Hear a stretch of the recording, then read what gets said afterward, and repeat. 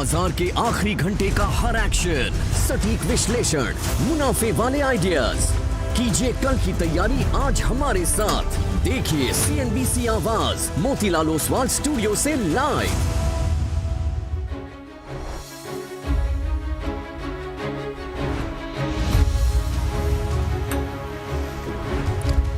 नमस्कार, CNBC आवाज़ Motilal Oswal studio में आप सभी का स्वागत है। भारतीय मार्केट्स के लिए फिर एक टफ दिन और देखिए आप मार्केट स्मॉल कैप और मिड कैप की गिरावट आज का स्टैंड आउट फीचर।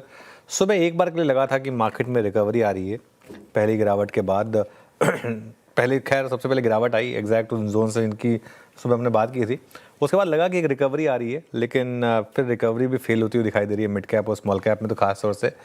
हालांकि निफ्टी में अभी भी एक थोड़ा सा पुल बैक है। देखते हैं आखिरी का 1.5 घंटा हमारे लिए कैसा रहेगा। विरुष, गुड आफ्टरनून। Good afternoon. और गुड आफ्टरनून।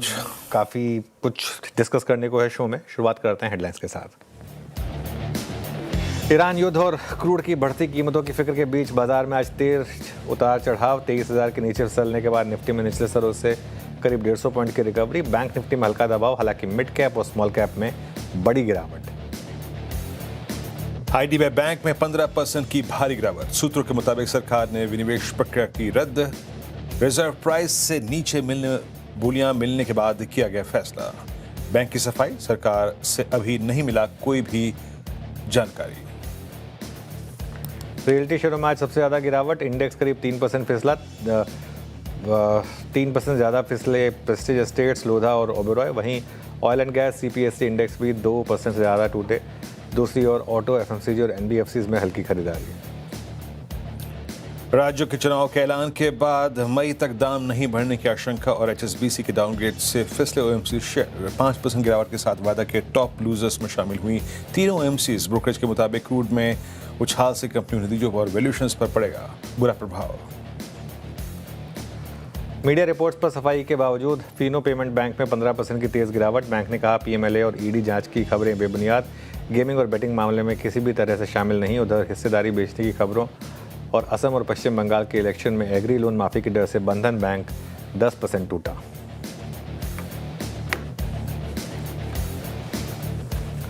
ओके, चलिए फिर शो की शुरुआत करेंगे और सबसे पहले एक नज़र जरा मार्केट पर देखिए किस तरीके का मूव रहा।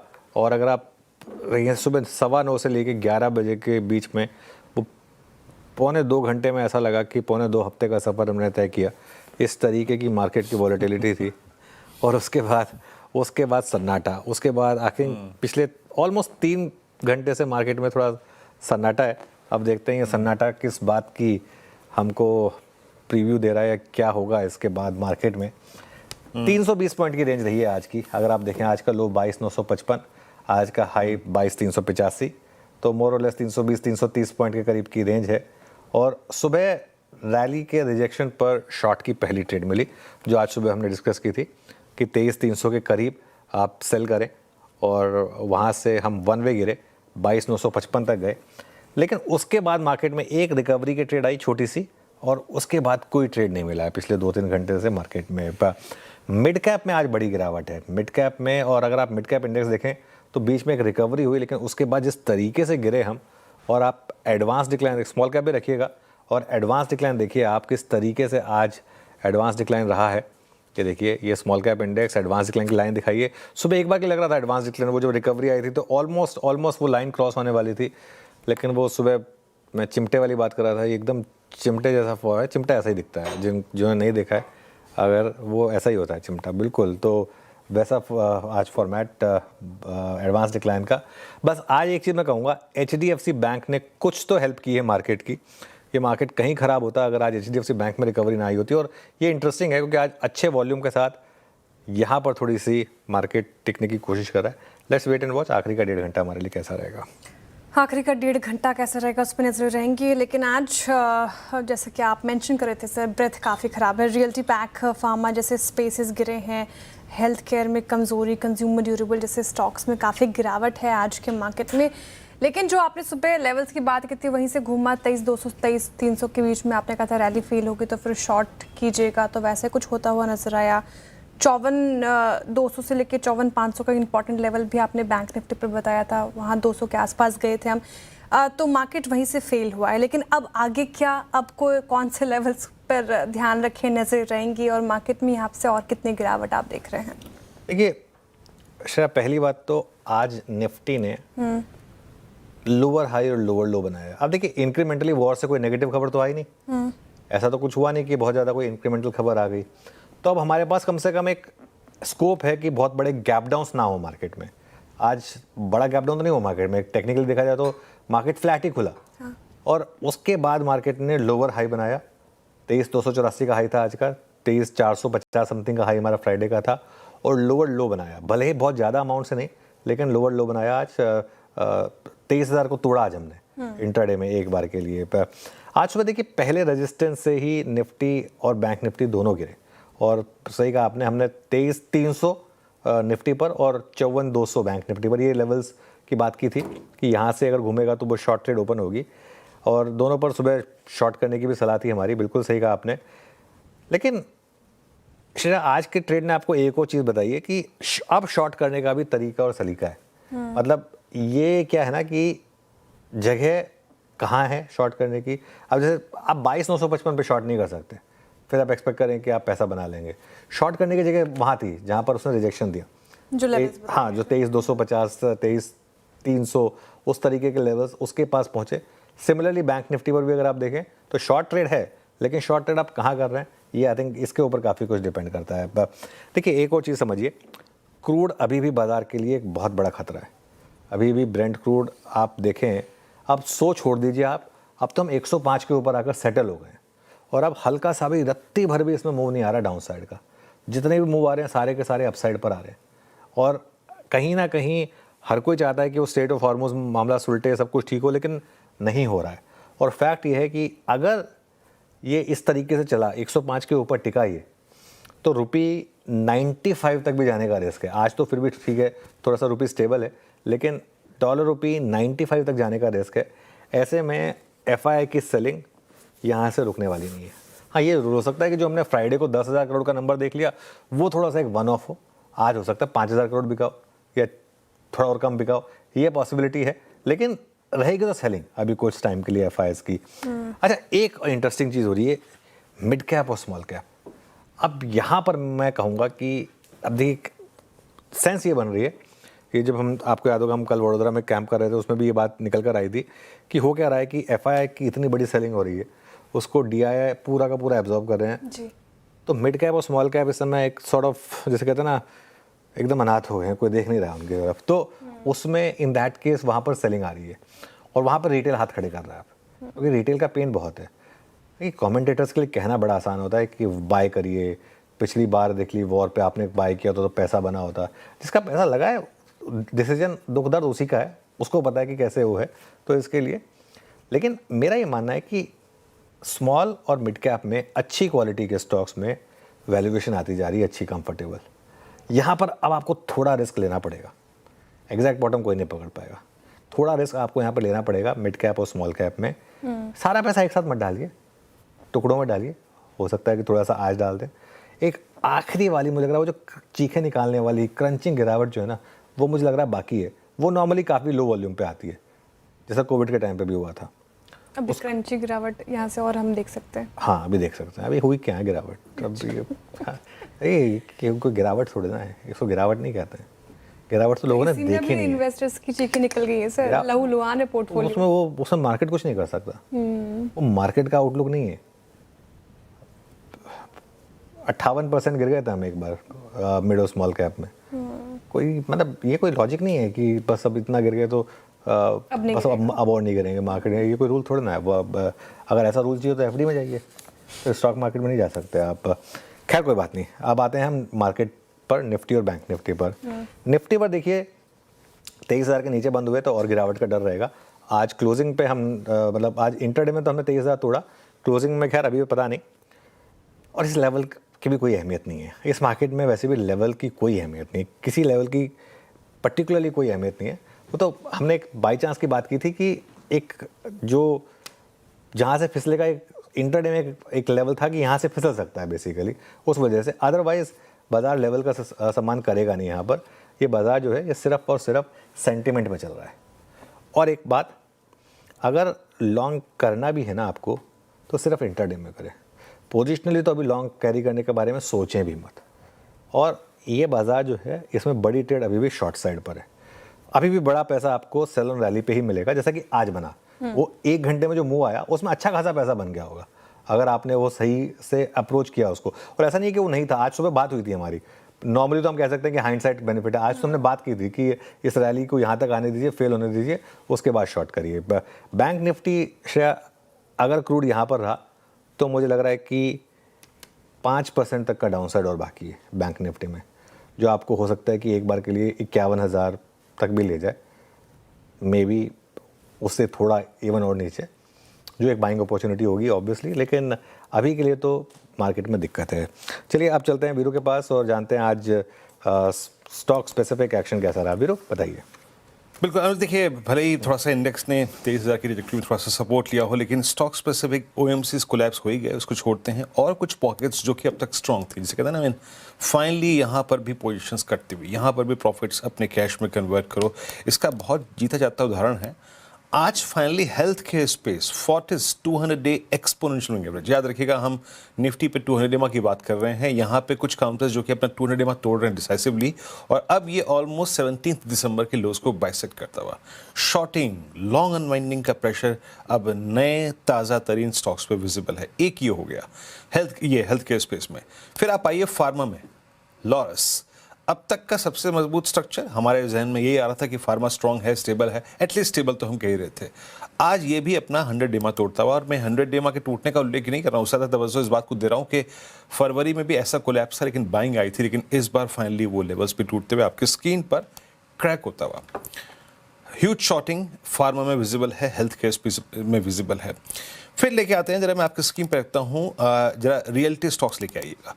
ओबराय रियल्टी, इसने अब अपना 4 मार्च 25 के स्विंग लो को तोड़ दिया है, यानी ओबराय रियल्टी टेक्निकली स्पीकिंग मई 24 के बाद, यानी जिस वक्त हम जनरल इलेक्शंस में गए थे उससे पहले का जो टॉपिंग आउट पैटर्न था उसका लो भी तोड़ता हुआ आज एक फ्रेश, एक नए सिरे की वीकनेस जो है रियल स्टेट में विजिबल है। जब आप प्रेस्टीज को उठा लीजिए, ओबराय रियल्टी को उठा लीजिए, आप डीएलएफ को उठा लीजिए, लोढ़ा को उठा लीजिए, किसी को भी एक्यूट वीकनेस जिसे कहते हैं, गजब की शॉर्टिंग यहाँ पे हुई है।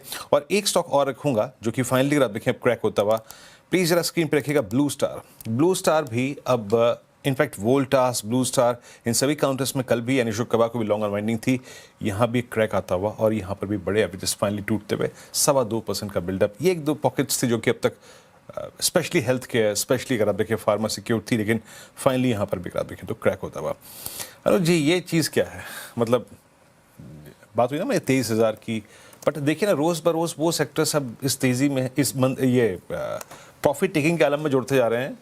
पहले बैंक्स आए, फिर मेटल्स, फिर आया आपका ऑटो, अब आप देखिए फार्मा, लगातार सेकंड कंसेक्यूटिव सेशन। बाजार धीरे धीरे कोई भी हायरिंग पेस नहीं छोड़ रहा है अनुज। देखिए वीरू, ये एक और आपको मार्केट तरीका बता रहा है कि किस तरीके की मार्केट में हम हैं, जहाँ भी आपके प्रॉफिट हैं आप उनको प्रिजर्व करना चाहते हैं बिफोर दैट फाइनल डिक्लाइन। अच्छा, ये भी हो सकता है कि वो फाइनल डिक्लाइन आए ना वीरू, हो सकता है कि ये 3 दिन में अगर ये वॉर ख़त्म हो जाए और एकदम से मार्केट आपको एक अच्छी बाइंग अपॉर्चुनिटी दे दे। तो इसके लिए जो बात मैं कह रहा था कि एटलीस्ट कुछ स्टॉक्स में जो स्ट्रॉन्ग स्टॉक्स हैं उनमें आपको थोड़ा पैसा आप डालना शुरू करना चाहिए, क्योंकि आप एग्जैक्ट बॉटम कभी नहीं पकड़ पाएंगे।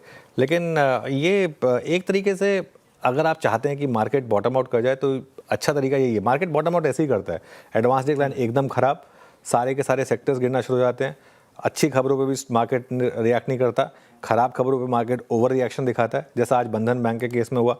खबर तो आई भी नहीं है लेकिन स्टॉक 10% गिर गया, ठीक है ना। IDBI बैंक के केस में देखिए आप, ख़राब खबर आई लेकिन 16% स्टॉक गिर गया। तो ये एक क्लासिकल डेफिनेशन है जब मार्केट उस फेज़ में होता है जिसमें आप बस बेचना चाहते हैं। अभी हम उस फेज़ में जा रहे हैं। दिक्कत पता है क्या है, जैसे पैराबोला में होता है ना, पैराबोला में आपको ये नहीं पता होता कि एग्जैक्टली कितना ऊपर जाएगा वो, ऐसे जब वो नीचे आ रहा है तो हमें पता नहीं कि अभी ये कितना और नीचे आ सकता है। तो ये वो फेज़ डिसाइड करना ना वो काफ़ी टफ होता है। चलिए श्रेया के पास चलते हैं और थोड़ा आगे बढ़ते हैं कार्यक्रम में। श्रेया जी बिल्कुल, ये तो हो गई IDBI बैंक पर, लेकिन वीरेंद्र जी ने कहा कि छोड़ते हैं OMC स्टॉक्स काफ़ी गिर गया है, लेकिन मेरा सवाल सिर्फ उसी पर है क्योंकि वायदा बाजार में देखिए सारे टॉप लूजर्स आपको OMCs के दिखेंगे, काफ़ी स्टॉक में पेन है। बड़ा सवाल, गिर क्यों रहा है ये? देखिए क्यों गिर रहा है, इसका कारण बहुत सिंपल है। आज सुबह हमने हंसी मजाक में ही बात कही थी कि चलिए अब एटलीस्ट मई तक पेट्रोल प्राइस नहीं बढ़ेंगे, बट ये फैक्ट ये है कि ये सच है। अब जो राज्यों में चुनाव की तारीखों का ऐलान हुआ है, इसका मतलब ये है कि मई तक अब पेट्रोल और डीजल के दाम नहीं बढ़ेंगे। वैसे बढ़ने चाहिए भी नहीं। जब भाई प्राइस इतना नीचे था, $60 पर था क्रूड, तब $80 के भाव लिए ना ऑयल मार्केटिंग कंपनीज ने, तो अब $80 पर के भाव पर $100 का, मतलब पेट्रोल डीजल के भाव $80 के, लेकिन क्रूड $100 पर है। तो ठीक है, 3-4 महीने उन्होंने जमकर प्रॉफिट कमाया, अब 3-4 महीने आप झेलिए उसको। देखिए या तो होता है ना श्रेया, एक पॉलिसी आई थी बहुत पहले कि जिसमें प्राइसेस डेली रिवाइज होते थे डिपेंडिंग ऑन जहाँ क्रूड है, जहाँ डॉलर रुपी है, और उसमें एक्साइज वगैरह को भी छेड़ा नहीं जाता था। या तो वो पॉलिसी हो सिंपल, वो होती है ट्रांसपेरेंट पॉलिसी एकदम, फिर ठीक है, फिर कोई वो उसमें पता नहीं चलता, क्योंकि उसमें क्या हो ना, जब प्राइस नीचे आएगा पंप प्राइस नीचे आएंगे, जब प्राइस ऊपर आएगा पंप प्राइस ऊपर आएंगे। लेकिन अगर आपने एक चीज़ तय कर ली है, और मैं इसको क्रिटिसाइज़ नहीं कर रहा हूँ, एक सरकार की तरफ से कई बार होता है कि आप एक चीज़ डिसाइड करते हैं कि नहीं, हम ये हमारे हाथ में होना चाहिए, तो इन दैट केस फिर यही रीज़न है कि PSU ऑयल कंपनीज को कभी उनकी रीजनेबल वैल्यूएशन नहीं मिलती, क्योंकि ये रिस्क हमेशा रहते हैं यहाँ पर। तो इस वजह से आप इस तरीके का मूव देख रहे हैं। चलिए अब आगे बढ़ते हैं, और रफ्तार के घोड़े, आज घोड़े स्टॉक्स है नहीं ज़्यादा, तो मैं सिर्फ फिसड्डी स्टॉक्स की बात कर लेता हूँ। और फिसड्डी स्टॉक्स में सबसे पहले ऑब्वियसली IDBI बैंक, आज सुबह जो नेटवर्क 18 की एक्सक्लूसिव थी उसका एक इम्पैक्ट, और बिग स्टॉक्स में भी आज हमने इसकी चर्चा की थी। बंधन बैंक दूसरा एक स्टॉक है, कुछ देर में डिटेल में डिस्कशन करेंगे इसकी। अब इलेक्शन अनाउंस हो गए हैं वेस्ट बंगाल में, तो एक फार्म लोन वेवर का रिस्क रहेगा। और HPCL, BPCL और IOC क्रूड के भाव 106 के करीब आए, तो चुनाव के पहले दाम बढ़ने का कोई उम्मीद नहीं है, इस वजह से ये स्टॉक्स के लिए। चलिए ट्रेंडिंग स्टॉक्स और कार्यक्रम में क्रम समझ लेते हैं। बिल्कुल आगे बढ़ते हैं, और स्टॉक स्पेसिफिक एक्शन मार्केट में क्या है, इस खराब मार्केट में भी कौन से स्टॉक्स चल रहे हैं, और गिरने वाली सूची तो काफ़ी लंबी है। तो शुरुआत करेंगे गिरने वाले स्टॉक्स के साथ, क्योंकि मार्केट में है प्रेशर। BEL ये देखिए 3.5% का डेंट, गाबा की शॉर्ट साइड की ट्रेड भी थी ये सुबह, काफ़ी गिर रहा है ये स्टॉक। श्रीराम फाइनेंस यहाँ पे भी मुनाफा वसूली 2% से ज़्यादा। विप्रो अगेन टूटा 2.5%, और NTPC में भी मुनाफा वसूली आज देखने को मिल रही है, कुछ सत्रों से अच्छा परफॉर्म करता हुआ, लेकिन आज गिरा है 2%। बंधन बैंक अगेन शो में आगे डिस्कस करेंगे, कारण समझेंगे, 8% से ज़्यादा की गिरावट, इनफैक्ट 9%। फार्म लोन वेवर का एक बड़ा खतरा इस पर। IOC देखिए 5.5%। HPCL, BPCL लगातार चर्चा हुई। HSBC की डाउनग्रेड, इलेक्शंस डेट के अनाउंसमेंट, तो ये सारे स्टॉक्स पर डेंट पड़ा है। लेकिन चलिए कौन से स्टॉक्स हैं आज मार्केट में। सुबह से ही सीमेंट स्पेस के काउंटर्स अच्छा परफॉर्म करते हुए, तो अल्ट्राटेक सीमेंट देखिए 3% से ज़्यादा की तेज़ी। ग्रासिम देखिए 2.5% से ज़्यादा चढ़ गया आज के सेशन में। महिंद्रा एंड महिंद्रा आज यहाँ पर खरीदारी लौटी है काफ़ी सत्रों बाद, तो 2.5% ये चढ़ गया। और बजाज फिनसर्व में भी थोड़ी बहुत खरीदारी 1% के करीब आपको चढ़ता हुआ नजर आएगा। MCX चढ़ा है आज 1.5%, और HDFC बैंक जो सर मेंशन कर रहे थे कि कहीं ना कहीं इससे बचाने की कोशिश की, आज देखिए 2.25% अप आज के सेशन में। BSE तो कैपिटल मार्केट चुनिंदा स्टॉक्स अगर आप देखें तो वो चले हैं, और हिंडाल्को पर भी आज खरीदारी लौटी हुई है, करीब 1.5% से ज़्यादा की तेज़ी यहाँ पर फिलहाल देखने को मिल रही है। अब आगे बढ़ते हैं और कार्यक्रम का क्रम समझते हैं। शो फ्लो समझाऊँ मैं आपको, इस शो में होगा क्या। तो फंडामेंटल राय देने के लिए हमारे साथ हैं SMIFS के शरद अवस्थी जी, टेक्निकल कॉल्स लेंगे हम प्रकाश गाबा, मानस जायसवाल, राजेश सातपुते, सोमिल मेहता, पंकज आंदड़ और अरुण कुमार मंत्री जी से। 2:15 पर बंधन बैंक क्यों टूटा बताएंगे नुपुर जैन कुनिया, साथ ही IDBI बैंक में क्यों आई तगड़ी बिकवाली बताएंगे ऋतु सिंह, साथ ही आशीष चतुर्वेदी से समझेंगे फिनो बैंक क्यों फिसला है। 2:30 बजे नुपुर जैन कुनिया बताएंगे आपको सिटी ने निफ्टी का टारगेट क्यों घटाया, फिर आशीष चतुर्वेदी बताएंगे आगे बाजार में कमजोरी बढ़ेगी, आएगी रिकवरी। 2:40 पर LNT पर बुल वर्सेस बेयर लेकर आएंगे आशीष और नुपुर। 2:45 पर सुदर्शन कुमार बताएंगे टू व्हीलर CV को कैसे मिलेगा बूस्ट। 2:50 पर यश जैन बताएंगे आपको कमोडिटी डेरिवेटिव्स में FPIs को मंजूरी कैसे मिल सकती है। 2:55 पर बिग मार्केट वॉइस की कड़ी में हम बात करेंगे कंपनी सर्कल के managing partner NCAIO Gurmeet Chadha ji से। 3:10 पे स्ट्रैटेजी समझेंगे। 3:15 पे डीलर स्टैक होगा। 3:25 पे लेंगे BTST STBT कॉल्स।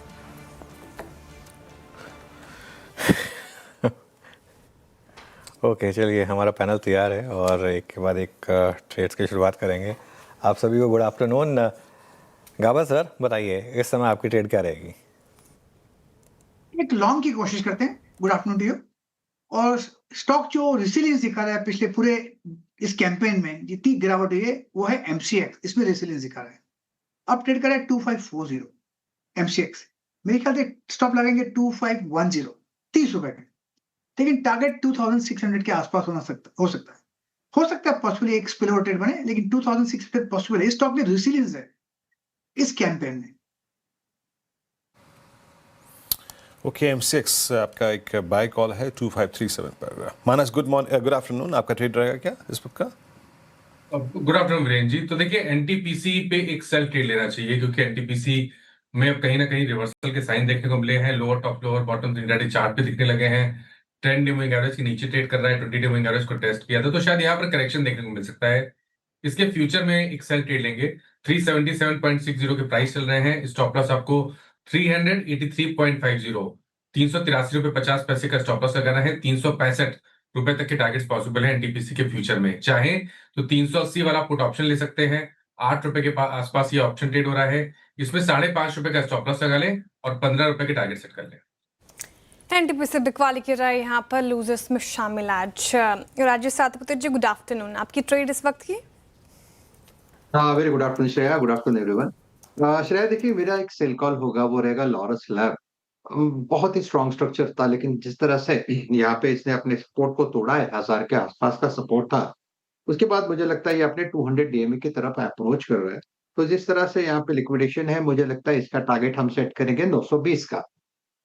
सॉरी, तो श्रेया हमें लॉरस लैब बेचना है 970 के नीचे सेल है, 980 का स्टॉप लॉस।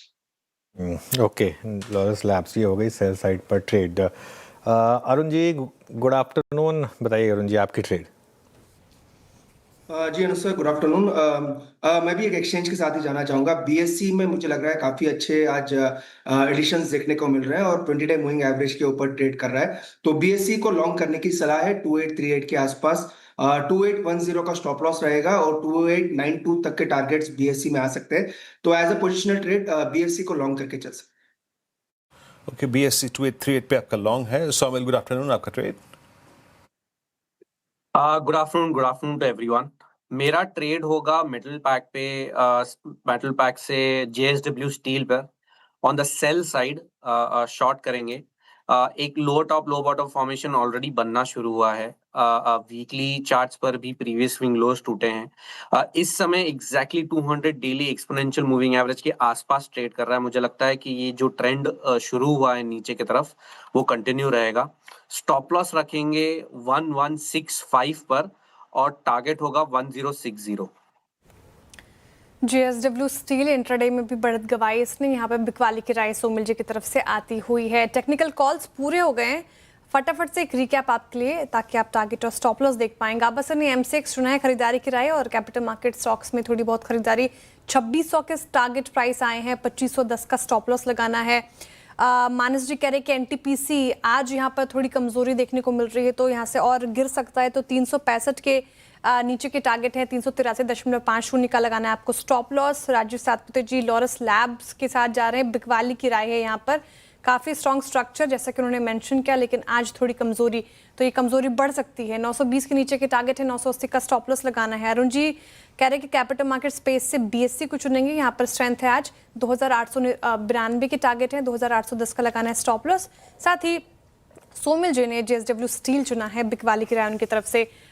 जिस तरीके से इंट्राडे में बढ़त गवाई, तो यहाँ पर और कमजोरी हो सकती है। 1060 के नीचे के टारगेट है, 1165 का लगाना है आपको स्टॉप लॉस। लेकिन इस मार्केट में आपका इन्वेस्टमेंट आइडिया क्या हो, वो समझ लेते हैं शरद जी से। शरद जी, गुड आफ्टरनून। स्वागत है आपका कार्यक्रम में। 80% स्टॉक इस वक्त मार्केट में, बेयर मार्केट में इनफैक्ट, तो ऐसे में कौन से स्टॉक्स अट्रैक्टिव? एक आध स्टॉक तो बता सकते हैं आप।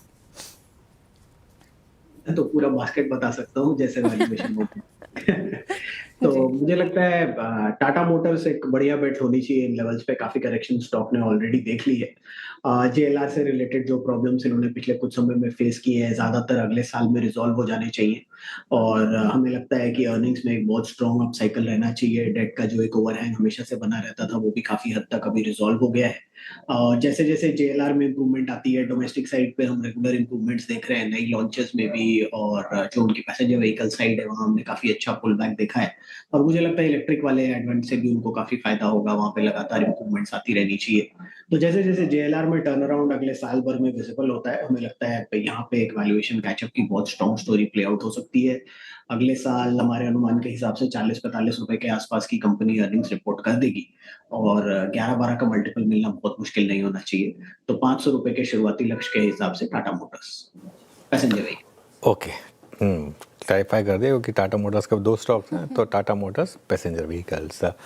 चलिए अब बाजार का फोकस आज है फाइनेंशियल्स पर, खासतौर से banks, IDBI bank, Fino payment bank जहां 15% स्टॉक्स टूटे हैं, तो वहीं बंधन बैंक जहां 10% की गिरावट है। तो आज के 3 बड़े एक्सीडेंट्स, और हमारे साथ 3 इन हाउस एक्सपर्ट्स हैं ये जानने के लिए कि क्यों इतनी बड़ी गिरावट आई।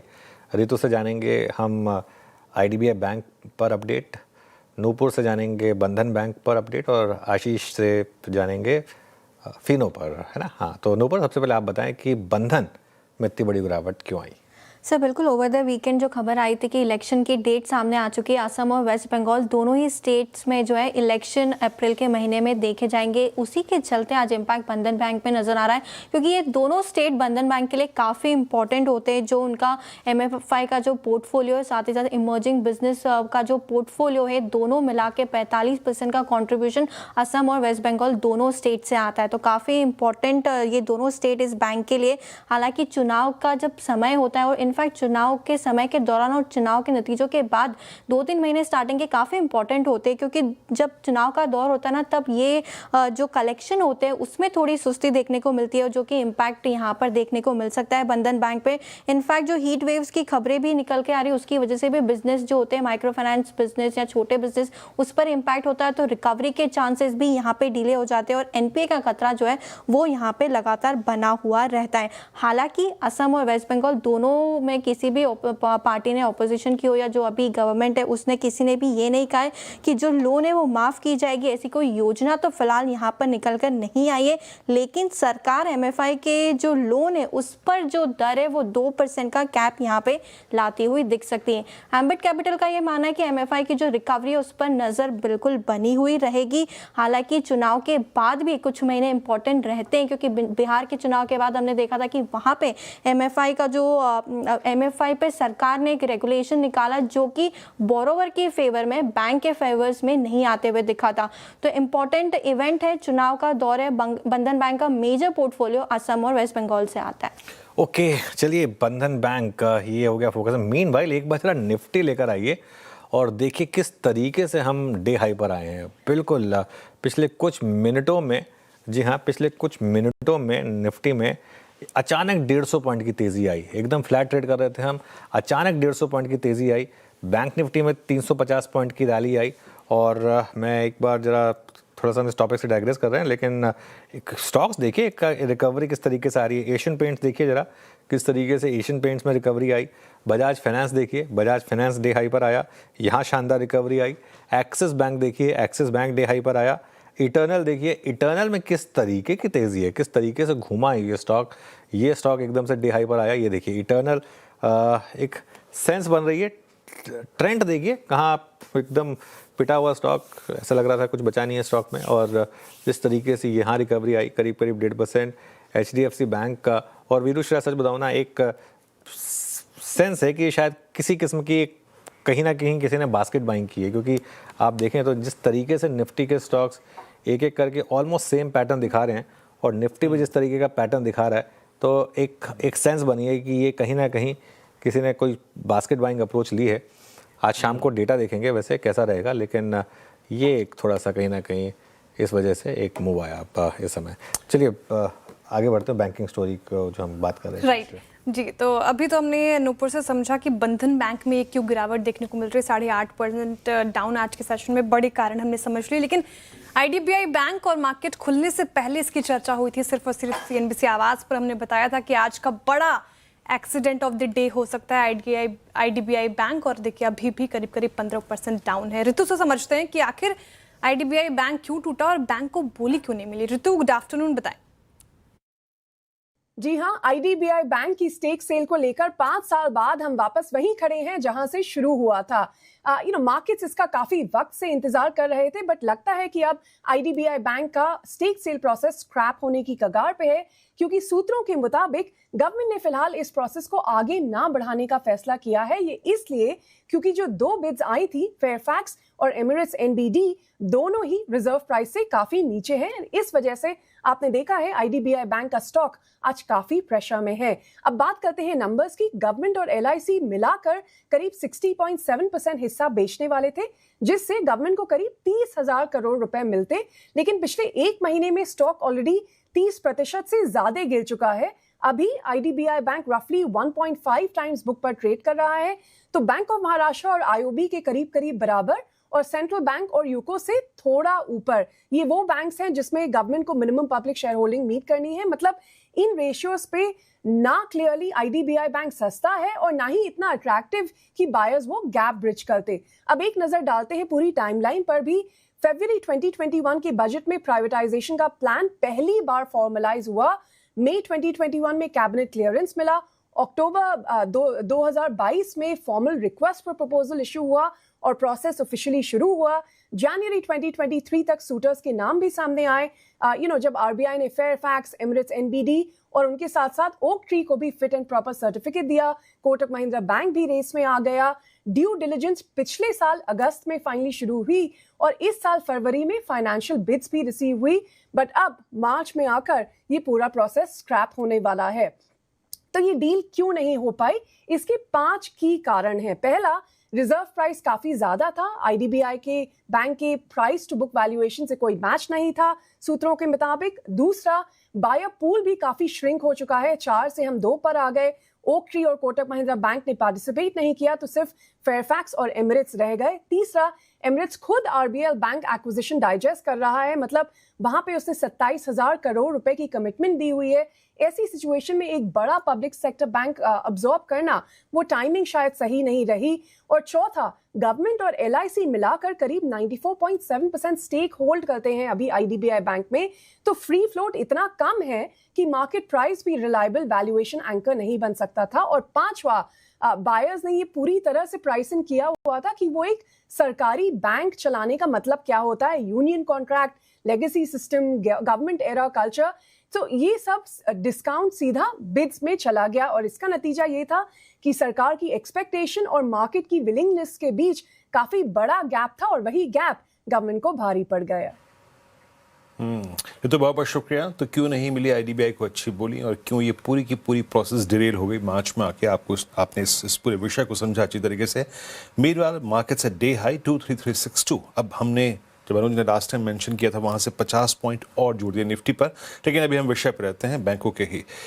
इस क्रम में लेके आइए जरा आप फिनो पेमेंट बैंक, आपकी स्क्रीन पे आएगा। याद है मुझे अच्छी तरीके से नवंबर 21 की लिस्टिंग थी versus all time high of 581। क्या वेल्थ डिस्ट्रक्शन हुआ इस स्टॉक में 142, लेकिन आज की गिरावट 16% की, कारण क्या है? आशीष से समझते हैं। आशीष बताइए। देखिए, लगातार नेगेटिव खबरें स्टॉक को लेकर आ रही हैं। अब कुछ मीडिया रिपोर्ट्स ये बता रही थी कि ईडी जांच कर सकता है। दरअसल आप देखें तो जो टिपिकल गेमिंग बेटिंग वाली कंपनीज होती हैं, इनके ऊपर मनी लॉन्ड्रिंग के चार्जेस लगते हैं और ऐसे में बताया जा रहा है कि इन मनी लॉन्ड्रिंग के इस्तेमाल के लिए फिनो पेमेंट बैंक के खातों का इस्तेमाल यहाँ पर किया गया है और इसी रिपोर्ट के बाद आप देखें तो एकाएक बड़ी गिरावट यहाँ पर आपको देखने को मिली। इसके अलावा आप देखें तो थोड़े दिन पहले जीएसटी चोरी की भी खबरें थी। तकरीबन 10,000 करोड़ के आसपास का जो क्वांटम है ये यहाँ पर बताया गया था। तभी भी हमने देखा था कि स्टॉक में बड़ी गिरावट रही। अब खास बात है कि आज इस खबर के बाद कंपनी की तरफ से क्लैरिफिकेशन आ गया और क्लैरिफिकेशन के बाद भी नो साइंस ऑफ रिकवरी, अभी भी 15-16% की गिरावट यहाँ पर देखने को मिल रही है। अब कंपनी क्या कह रही है कि ईडी की जो जांच की खबरें निकल कर आ रही हैं ये बेबुनियाद है। पूरी तरीके से इन खबरों को कंपनी ने नकार दिया है। ये बता रहे हैं कि गेमिंग कंपनीज के साथ जो मनी लॉन्ड्रिंग को जोड़ा जा रहा है इससे सीधे तौर पर डायरेक्ट या इनडायरेक्ट किसी भी तरीके से कोई भी लेना देना नहीं है। और साथ में अगर आप देखें तो ये भी खबर निकल कर आ रही थी कि इनकी जो बेल एप्लीकेशन है वो खारिज कर दी गई है। इसको भी कंपनी ने अगर आप देखें तो पूरी तरीके से नकारा है। लेकिन खबर आई, खबर के बाद स्टॉक में बड़ी गिरावट। क्लैरिफिकेशन की बात भी देखें तो स्टॉक में कोई रिकवरी नहीं, फिलहाल 15% नीचे। 15% नीचे फिलहाल। मार्केट में शानदार तेजी है इस समय by the way lower level से। शरद जी, 3 स्टॉक डिस्कस किए हमने, बंधन बैंक, फिनो और आईडीबीआई बैंक। आप लेंगे इनमें से कोई बैंक?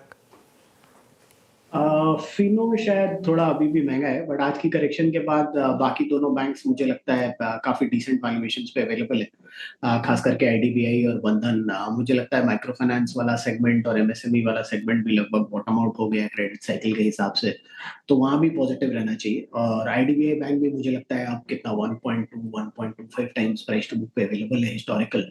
और मुझे लगता है जिस तरीके की रिस्ट्रक्चरिंग वगैरह बैंक में ऑलरेडी हो गई है, कॉर्पोरेट बुक वगैरह की, आगे इंप्रूवमेंट्स ही आएंगे, तो मुझे लगता है ये वैल्यूएशन में आईडीबीआई बैंक और बंधन बैंक अभी भी डिसेंट है। फिनो थोड़ा सा महंगा साइड पे आप बोल सकते हैं, और मैंने बहुत डिटेल में देखा भी नहीं, बट मेरे हिसाब से बंधन और आईडीबीआई तो सर्टेनली मैं बाई करूंगा इन लेवल्स में। बंधन और आईडीबीआई बैंक इन स्तरों पर खरीदारी की राय इनकी तरफ से भी फिलहाल जिस तरीके से करेक्ट हुआ, एक अपॉर्चुनिटी हो सकती है आपके लिए। अच्छा, इस बीच हमारे साथ पंकज जी भी जुड़ रहे हैं शो में, पंकज जी से भी बातचीत कर लेते हैं। पंकज जी, गुड आफ्टरनून, स्वागत है आपका कार्यक्रम में। देखिए, मार्केट ने तो निचले स्तरों से शानदार रिकवरी दिखाई है, डेज हाई पर 200 अंकों से ज़्यादा की यहाँ पर तेज़ी निफ्टी में, बैंक निफ्टी करीब करीब 450 पॉइंट से ज़्यादा उछल गया। बताइए कौन सा स्टॉक लेकर आए हैं फिर? Good afternoon ma'am, good afternoon to everyone. देखिए, महिंद्रा एंड महिंद्रा में एक काफी अच्छा स्ट्रक्चर बना है। लोअर लेवल से बिल्कुल बहुत स्ट्रॉन्ग रेजिलियंस दिखा है। 1 घंटे की कैंडल के ऊपर कोई भी कैंडल जो है वो रेड नजर नहीं आ रही है।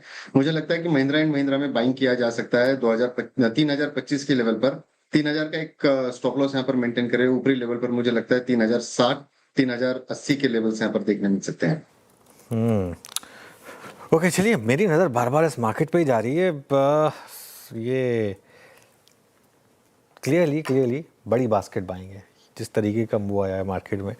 अब आई थिंक किसी ने तो डिसाइड किया कि चलिए अब इस लेवल पे मैं अपना एक ट्रांस तो डाल रहा हूँ, बड़ा पैसा। ये किसी बड़े फंड ने बड़ा पैसा डाला तभी इस तरीके का मूव आता है, वरना ऐसा नहीं है। मतलब जिस तरीके से देखिए आप, वो रुक ही नहीं रहा है। तो सबसे इंटरेस्टिंग चीज़ ये है कि बिल्कुल रुक नहीं रहा। ये देखिए अब श्रेया, क्या मार्केट है ये देखिए, इस तरीके की मार्केट। उफ, क्या लो और हाई के बीच का गैप देखिए। अब ये ऐसे अगर 3-4 दिन और हो जाएंगे ना, तो भले ही आपको मुश्किल लगेंगे ट्रेड करने के लिए, और हो सकता है इसका रिवर्स भी हो जाए, लेकिन वो कहीं ना कहीं मार्केट के लिए ज़रूरी है। मार्केट में बॉटम जो है ना वो इसी तरीके से बनते हैं, लेवल से नहीं बनते। लेवल की कोई मायने नहीं है। लेवल तो पढ़ाने वाले आपको 100 लेवल बता देंगे, क्योंकि 25 लेवल ऊपर के 25 लेवल नीचे के देंगे तो कहीं ना कहीं से तो घूमेगा। और वो जो मतलब हमारा मन कह दे कि हाँ देखिए यहीं से घूम गया, हम उसमें खुश हो जाएंगे, तो वो बात वो नहीं है। वो ट्रेडर के लिए, ट्रेडर तो उल्टा से उसका खून ही जलता है उससे, क्योंकि उसका कोई मतलब नहीं है उसका। लेकिन जिस तरीके की ये वॉलेटिलिटी है ना, और एक बार इंडिया विक्स लेकर आइए जरा, देखते हैं कहाँ पर है इंडिया विक्स। 23,376 पर निफ्टी है। अब देखिए एकदम से इंडिया विक्स थोड़ा सा कोलैप्स हुआ, लेकिन एक एक करके आप देखिए निफ्टी के, मेरे ख्याल से इस समय मैं एक लिस्ट देख रहा हूँ, निफ्टी के 50 में से 25 से ज़्यादा स्टॉक्स डे हाई पर हैं इस समय। 25 से ज़्यादा स्टॉक्स। एक दो स्टॉक और ऐड कर देता हूँ। आईटीसी देखिए, मारुति देखिए, बजाज फाइनेंस देखिए, एक एक करके सारे स्टॉक्स धीरे धीरे अब डे हाई पर आ रहे हैं। आईटीसी, मारुति, टाइटन देखिए, टाइटन आज सुबह में टाइटन की बात भी की थी, टाइटन भी डे हाई पर आया इस समय, और कोटक डे हाई पर आया। और ऑलमोस्ट सबका चार्ट सेम है, पिछले 15-20 मिनटों में सब में ऑलमोस्ट। ये देखिए कोटक का चार्ट देखिए किस तरीके की बाइंग हुई है कोटक में। इन सब के बीच में मिड कैप अभी भी रेड में है, ध्यान रखिएगा। एडवांस डिक्लाइन अभी भी खराब है, लेकिन मैसिव बाइंग हो रही है पिछले कुछ मिनटों में। और मैं थोड़ा टाइम स्पेंड करना चाहता हूँ इस समय इसके ऊपर। बैंक निफ्टी देखिए आप, और बैंक निफ्टी का कॉन्ट्रीब्यूशन लेकर आइए। 500 पॉइंट बैंक निफ्टी आज ऊपर है, और निफ्टी बैंक का कॉन्ट्रीब्यूशन देखते हैं एक बार। और आज जिस तरीके से HDFC बैंक भी भागा है, HDFC बैंक का 245 पॉइंट का कंट्रीब्यूशन, ICICI बैंक का 135 पॉइंट का कंट्रीब्यूशन। फिंगर्स क्रॉस्ड, ये आज शाम को जो डेटा आएगा ना FIS का, वो देखते हैं किस तरीके का रहेगा, कि कहीं थोड़ा रिलीफ मिला है क्या, हो सकता है। क्योंकि जिस कोटक भी भागा अभी एकदम से, तो अच्छी रिलीफ रैली देखने को मिल रही है। एक बार वीरू के पास चलते हैं। वीरू, कुछ और स्पॉट किया आपने? बिल्कुल अनुज, देखिए अभी तो लार्ज बैंक्स में अच्छा मूव आ रहा है। HDFC बैंक, उसके बाद अगर आप देखें एक दो काउंटर्स जहां पे अच्छी शॉर्ट कवरिंग विजिबल है। मैं देख रहा था पिछले 20-25 मिनटों में सबसे बड़ा रिवर्सल कहां पे आया है। एक बार हीरो मोटोकॉर्प लेके आइएगा, हीरो मोटोकॉर्प, अशोक लेलैंड, मारुति, इन सभी काउंटर्स में, Bajaj auto for that matter अगर आप देखें तो अच्छा रिवर्सल आया है। मानस, आपकी राय क्या रहेगी? आई मीन वाकई अगर एक रीजनेबल पॉइंट से पुल बैक आया है तो वो है हीरो मोटोकॉर्प। आप कैसे रीड करेंगे? या फिर मैंने जैसे पूरे ऑटो का जिक्र किया, पूरे ऑटो में सबसे सेंसिबल और एक रीजनेबल ट्रेड क्या लग रहा है आपको रिवर्सल, अगर वाकई आज एक अच्छा रिवर्सल रीजनरेट हो रहा है तो? देखिए, आपने बिल्कुल सही कहा कि जगह सही है जहां से हीरो मोटोकॉर्प में रिवर्सल देखने को मिला है, बट फिर भी वेट करेंगे जब तक 200 मूविंग एवरेज को ब्रेक करके उसके ऊपर ट्रेड करना शुरू ना करे, तब तक थोड़ा वेट करना बेहतर रहेगा। आई थिंक सही स्तर जो है वो 5400 का है। एक बार 5400 के ऊपर निकलेगा तभी हीरो मोटोकॉर्प में खरीदारी करने की राय रहेगी। हालांकि और भी हमने बहुत सारे चार्ट देखे ऑटो क्षेत्र में, बट कहीं पर ऐसा एक क्लियर कट साइन नहीं दिख रहा है, तो आई थिंक बेहतर रहेगा अभी थोड़ा वेट करना ऑटो क्षेत्र के लिए। अभी थोड़ा वेट करना रहेगा ऑटो स्पेस में, क्योंकि हाल में हमने बड़ी गिरावट देखी, लेकिन इस मूव के बाद जिस तरीके से निचले स्तरों से सुधरा है market, hero MotoCorp, Mahindra and Mahindra हालांकि सुबह से कोशिश कर रहा था, अब तो 3.5% अप है। मारुति सुजुकी सभी में अच्छे मूव्स। इटर्नल देख रही थी मैं, वहां पे शानदार मूव 2.5% की तेजी के साथ डेज हाई पर अप कर रहा है कारोबार। लेकिन एक बार क्रूड देखते हैं ये क्या हुआ है। मैं देख रही थी 106 वाला, अब शायद अब 105 पे। एक बार ब्रेंट क्रूड की स्थिति दिखाई है, तस्वीर देखते हैं आंकड़े 105 पर है ये, और यहाँ पर जो थोड़ी सी कूल ऑफ हुई है शायद एक बड़ा कारण हो सकता है। एक बार डाउ फ्यूचर्स देख लें, एक बार स्टैक रखिएगा स्क्रीन पर, यहाँ पर किस तरीके से तेजी देखने को मिल रही है। जिस तरीके से मार्केट अप हुआ है डाउ फ्यूचर्स में भी अगर आप देखें तो ठीक है, थोड़ा सा टाइम लग सकता है। लेकिन सर ब्रेंट 106 वाला 105 पे आया, डाउ फ्यूचर्स के आंकड़े भी थोड़ी देर में आएंगे, तस्वीर हम देखेंगे, वहाँ पर भी एक अच्छा मूव है कि एक बड़ा कारण हो सकता है। आई थिंक ब्रेंट गिर रहा है लगातार, 106 समथिंग वाला अब 105 भी शायद आई थिंक तोड़ने की तैयारी कर रहा है। मैं देख रहा हूँ कोई न्यूज़ आई हो जो हमने मिस की हो, ऐसा कुछ हुआ हो, क्योंकि जिस तरीके से मार्केट भागा है श्रेया, ये एक छोटा मोटा मूव नहीं है। और आप देखिए आप किस तरीके से ये एक्सटेंड हो रहा है मूव, इस तरीके से तो हम 23,400 पे भी क्रॉस कर लेंगे। अभी हमने जब शो की शुरुआत की उसके बाद ही हमने 23,300 क्रॉस किया है, और अभी शायद हम 23,400 भी क्रॉस करने की तैयारी कर रहे हैं। अच्छा, मिड कैप भी ग्रीन में आ गया, देखिए कितनी तेज़ी से मिड कैप ग्रीन में आया है। अभी हम बात करते हैं कि मिड कैप अभी भी रेड में है, लेकिन यहाँ पर भी मोमेंटम एकदम से बदला। हाँ, एडवांस डिक्लाइन को ऑब्वियसली थोड़ा बदलने में टाइम लगेगा, लेकिन रिकवरी अच्छी है। और आई थिंक कहीं ना कहीं ब्रेंट इसका शायद एक जो 106 वाला 105 हुआ उसका शायद एक मूव है, और थोड़ा सा बास्केट बाइंग जो भी है दो में से, लेकिन रिकवरी तो आ रही है क्लियरली। ओके, अच्छी खासी रिकवरी, फिलहाल 400 पॉइंट से ज़्यादा की रिकवरी निचले स्तरों से देखने को मिल रही है। स्टॉक्स स्पेसिफिक एक्शन मार्केट में तेज़ हो गए हैं, अब देखिए इस पर नजरें तो रहेंगी ही, और लगातार आप अपडेट आप देख रहे होंगे CNBC आवाज़ पर। लेकिन अब ऑटो स्पेस पे बात कर लेते हैं। ऑटो पर बनी संसदीय स्टैंडिंग कमेटी ने सरकार को नई सिफारिशें दी हैं। अब कमेटी के मुताबिक रेयर अर्थ और क्रिटिकल मिनरल पर निर्भरता घटाने के लिए 2 व्हीलर और 3 व्हीलर्स EV कंपनियों को इंसेंटिव देने की मांग की गई है। क्या है सिफारिशें और EV मैन्युफैक्चरिंग को कैसे मिलेगा बूस्ट, ये समझ लेते हैं सुदर्शन जी से। सुदर्शन, गुड आफ्टरनून, बताइए क्या है खबरें। वीकेंड पे ऑटो PLI के रिलेटेड एक अपडेट आया है, जिसमें ये बताया कि पार्लियामेंट्री स्टैंडिंग कमेटी ने कुछ एक रिकमेंडेशंस किया है, और उनका अगर जो माने तो जो PLI के रूल्स हैं उनमें वो बोल रहे हैं कि थोड़ी सी फ्लेक्सिबिलिटी आनी चाहिए। तो सबसे पहले वो उन्होंने जो मेंशन किया है वो आउटले के बारे में मेंशन किया है, जो गवर्नमेंट बजट एस्टिमेट्स में देता है और जो रिवाइज एस्टिमेट्स में देता है उसमें बहुत गैप है। जैसे उन्होंने बोला कि FY27 में जो आउटले दिया है 10,900 करोड़ रुपीज़ है, और लास्ट कुछ एक साल देखें तो हमेशा जब भी रिवाइज्ड एस्टिमेट हुआ है तो वो आउटले कम किया गया है। तो सबसे पहले उन्होंने बोला गवर्नमेंट को कि एक आप रियलिस्टिक प्लान बनाओ, कोई भी अगर जो आप स्कीम्स के बारे में बात कर रहे हो तो। दूसरा, उन्होंने स्पेशली इलेक्ट्रिक 2 व्हीलर्स की बात किया है। आपको याद हो कि जब उन्होंने 2021 में PLI आया था तो उसमें 2 जो मेजर क्लॉजेस थे मेजर कंपनीज के लिए, ग्लोबल ऑटोमोटिव रेवेन्यू का उन्होंने दिया था 10,000 करोड़ रुपीज़। अगर जो वो आप अचीव कर रहे हो तभी आप PLI के लिए एलिजिबल हो। नॉन ऑटोमोटिव कंपनीज का मिनिमम टर्नओवर साइज अगर जो आपका 1,000 करोड़ रुपीज़ है तब आप PLI के लिए एलिजिबल कर सकते हो। तो नॉन ऑटोमोटिव के कारण वो ओला इलेक्ट्रिक PLI के लिए एलिजिबल हुआ था, लेकिन एथ एनर्जी उसमें जस्ट स्टार्ट कर रहा था, वो ग्रो करना भी स्टार्ट ही किया था, इसके लिए वो PLI के लिए एलिजिबल नहीं था। अब जो अपडेट आया वो ये बोल रहे हैं कि दोनों में आप रिलैक्सेशन लाएं। स्ट्रिंजेंट ग्लोबल रेवेन्यू और इन्वेस्टमेंट थ्रेशोल्ड जो आप ऑटो OEM के लिए फिक्स किया था उस, क्योंकि वो पार्टिसिपेशन को लिमिट कर देगा, इसके लिए आप जो फ्लेक्सिबिलिटी, कैलिब्रेटेड फ्लेक्सिबिलिटी लाएं, और या तो क्राइटेरिया जो है डिफरेंशिएटेड क्राइटेरिया लाए उन लोगों के लिए जो कि हाई पोटेंशियल डोमेस्टिक प्लेयर्स है। तो एथर एनर्जी वन ऑफ दो हाई डोमेस्टिक पोटेंशियल प्लेयर्स है। अगर जो क्राइटेरिया में थोड़ी सी फ्लेक्सिबिलिटी आएगी तो एथर एनर्जी ऑटो पीएलआई के लिए एलिजिबल हो सकता है। देखना होगा क्योंकि ये रिकमेंडेशंस हैवी इंडस्ट्री मिनिस्ट्रीज को भेजा गया पार्लियामेंट्री स्टैंडिंग कमेटी के द्वारा। अब देखना होगा कि अगर जो हैवी इंडस्ट्रीज मिनिस्ट्री इन रिकमेंडेशंस को मानते हैं और आगे फॉरवर्ड फाइनेंस मिनिस्ट्री को किया जाता है, अगर जो मान लिया जाएगा तो ये पॉजिटिव होगा एथर एनर्जी के लिए। ओके सुदर्शन, बहुत बहुत शुक्रिया आपका इस पूरी चर्चा के लिए। तो सिफारिशें ये स्टैंडिंग कमेटी की, माफ़ कीजिएगा।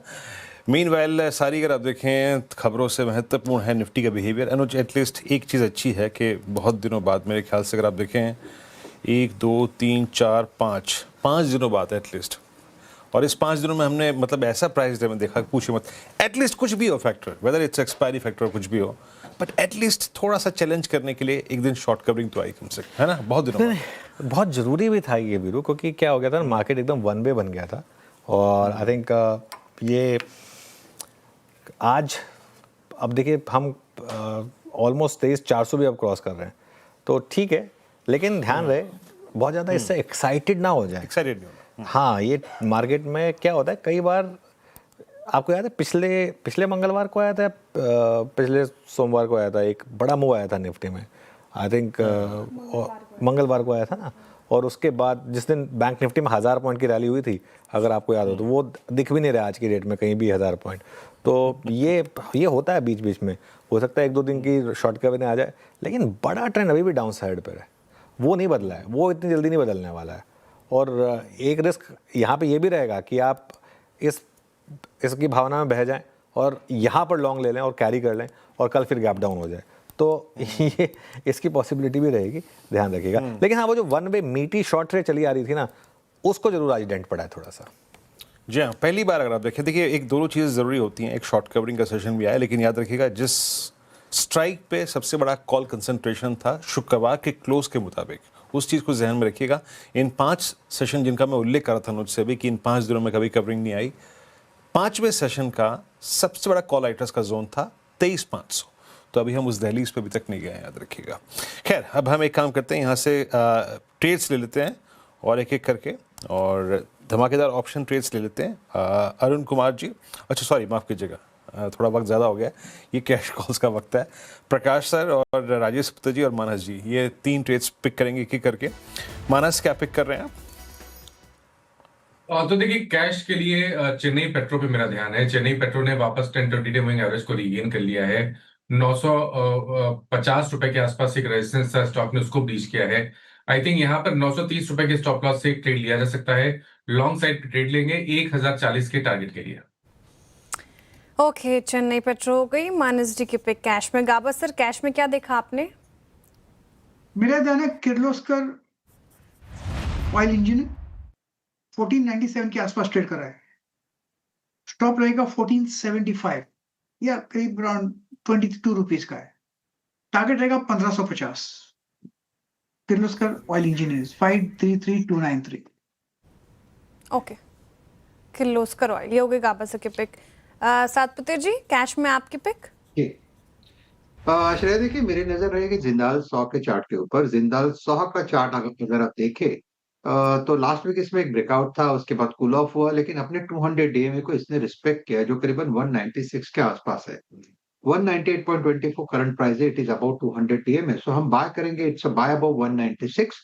₹2 का स्टॉप लॉस होगा 194 का, स्विंग का टारगेट होगा करीबन 205 से लेके 208 का। जिंदाल 100। जिंदल 100 ये हो गई राजेश जी की पिक कैश में, और यहाँ पे खरीदारी की राय निचले स्तरों से यहाँ पे भी रिकवरी। अच्छा, मार्केट में रिकवरी आई है अच्छी खासी, स्टॉक स्पेसिफिक एक्शन हम देख रहे हैं, लेकिन ऑयल एंड गैस स्पेस में अगर आप देखें तो यहाँ पर रिकवरी देखने को नहीं मिल रही है। आईओसी, बीपीसीएल, एचपीसीएल सभी टॉप लूजर्स में अभी भी शामिल है, कोई रिकवरी राहत ही यहाँ नहीं है। और कच्चे तेल में उबाल और एचएसबीसी के डाउनग्रेड के बाद ओएमसीज शेयरों में गिरावट देखने को मिली है।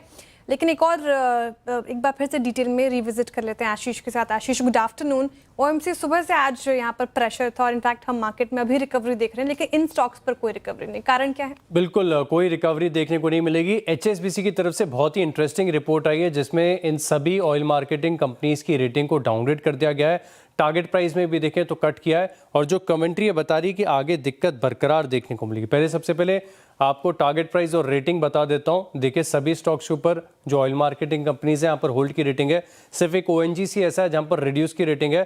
टारगेट आपकी स्क्रीन पर आ रहा है। अब इसके पीछे का तर्क अगर आप देखें तो ये बता रहे हैं कि एक तो क्रूड में जो तेजी आ रही है ये सीधे तौर पर सब जानते हैं कि ऑयल मार्केटिंग कंपनीज के लिए नेगेटिव होता है, इनके मार्केटिंग मार्जिन घट जाते हैं। लेकिन इस रिपोर्ट की हाईलाइट और सबसे बड़ी बात यह है कि ये कह रहे हैं कि अगर क्रूड $75 प्रति बैरल के आसपास भी रहता है तभी भी इनके अर्निंग्स एस्टिमेट्स में यहाँ पर गिरावट देखने को मिल सकती है।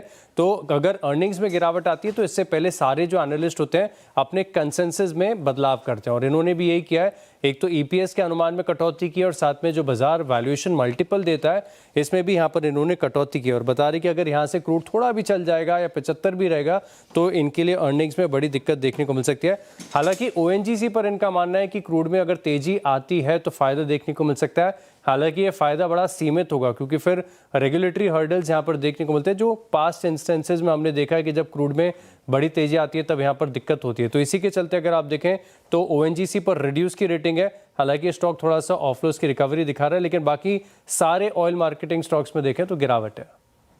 ओके, शुक्रिया आशीष जानकारी के लिए। तो ये बड़े कारण हमने समझ लिए। एचएसबीसी की तो बड़ी डाउनग्रेड आई ही, साथ ही इलेक्शंस की भी चर्चा हो रही थी और ओएमसीज पर ये बड़ा डेंट। चलिए अब वक्त हो रहा है धमाकेदार ऑप्शंस का। अरुण कुमार मंत्री जी, सोमिल जी और पंकज जी से हम धमाकेदार ऑप्शंस लेंगे। बताइए, शुरू कीजिए अरुण जी, ऑप्शंस में क्या देख रहे हैं आप? बिल्कुल श्रेया जी, रिलायंस को लेने की सलाह है। यहाँ से अगर मोमेंटम मार्केट में बनता है तो रिलायंस शायद उसको लीड करता हुआ नजर आए। रिलायंस में वैसे भी एक अच्छा मोमेंटम देखने को मिल रहा है तो 1400 के कॉल को लेने की सलाह है। अराउंड 22-23 के आसपास ये कॉल ऑप्शन चल रहा है। 16 रुपए का स्टॉप लॉस लगाए।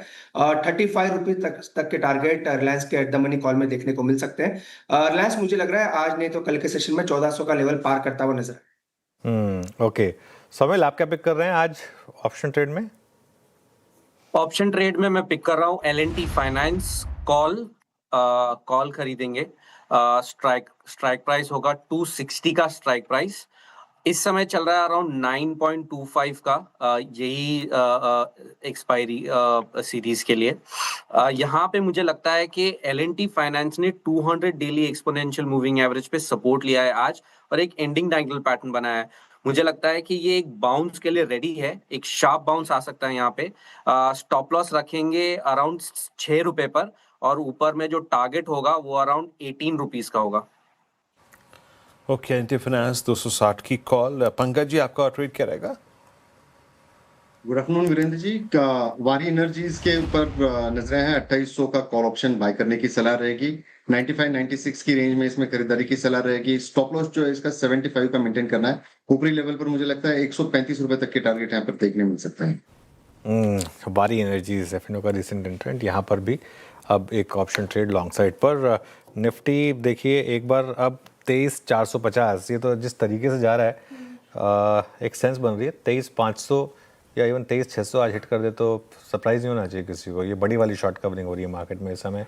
कुछ तो मार्केट प्राइस करने की कोशिश कर रहा है, अब वो हो या ना हो पता नहीं, लेकिन सेंस तो ये बन रही है। प्राइस एक्शन तो यही बता रहा है कम से कम, जिस तरीके से एक के बाद एक स्टॉक जुड़ रहे हैं यहाँ पर इस समय तेज़ी में। एक बार लार्सन एंड ट्यूब्रो दिखाएंगे इंटरडे जरा क्या कर रहा है लार्सन एंड ट्यूब्रो, क्योंकि फ्राइडे को 7% लार्सन एंड ट्यूब्रो गिरा था। आज सुबह भी नीचे था ये भी, लेकिन अब थोड़ी सी रिकवरी है इसमें। लार्सन एंड ट्यूब्रो की बात कर रहे हैं हम। वेस्ट एशिया में बड़ा कारोबार है इसका, इसकी वजह से लगातार गिरावट रही है स्टॉक में। अब आगे ये तेज़ी होगी या मंदी आएगी, इस पर बुल वर्सेस बेयर करते हैं। और आज नूपुर बुल साइड पर और आशीष बेयर साइड पर। चलिए टेक इट अवे, डिसाइड करते हैं कि bull versus bear on L&T।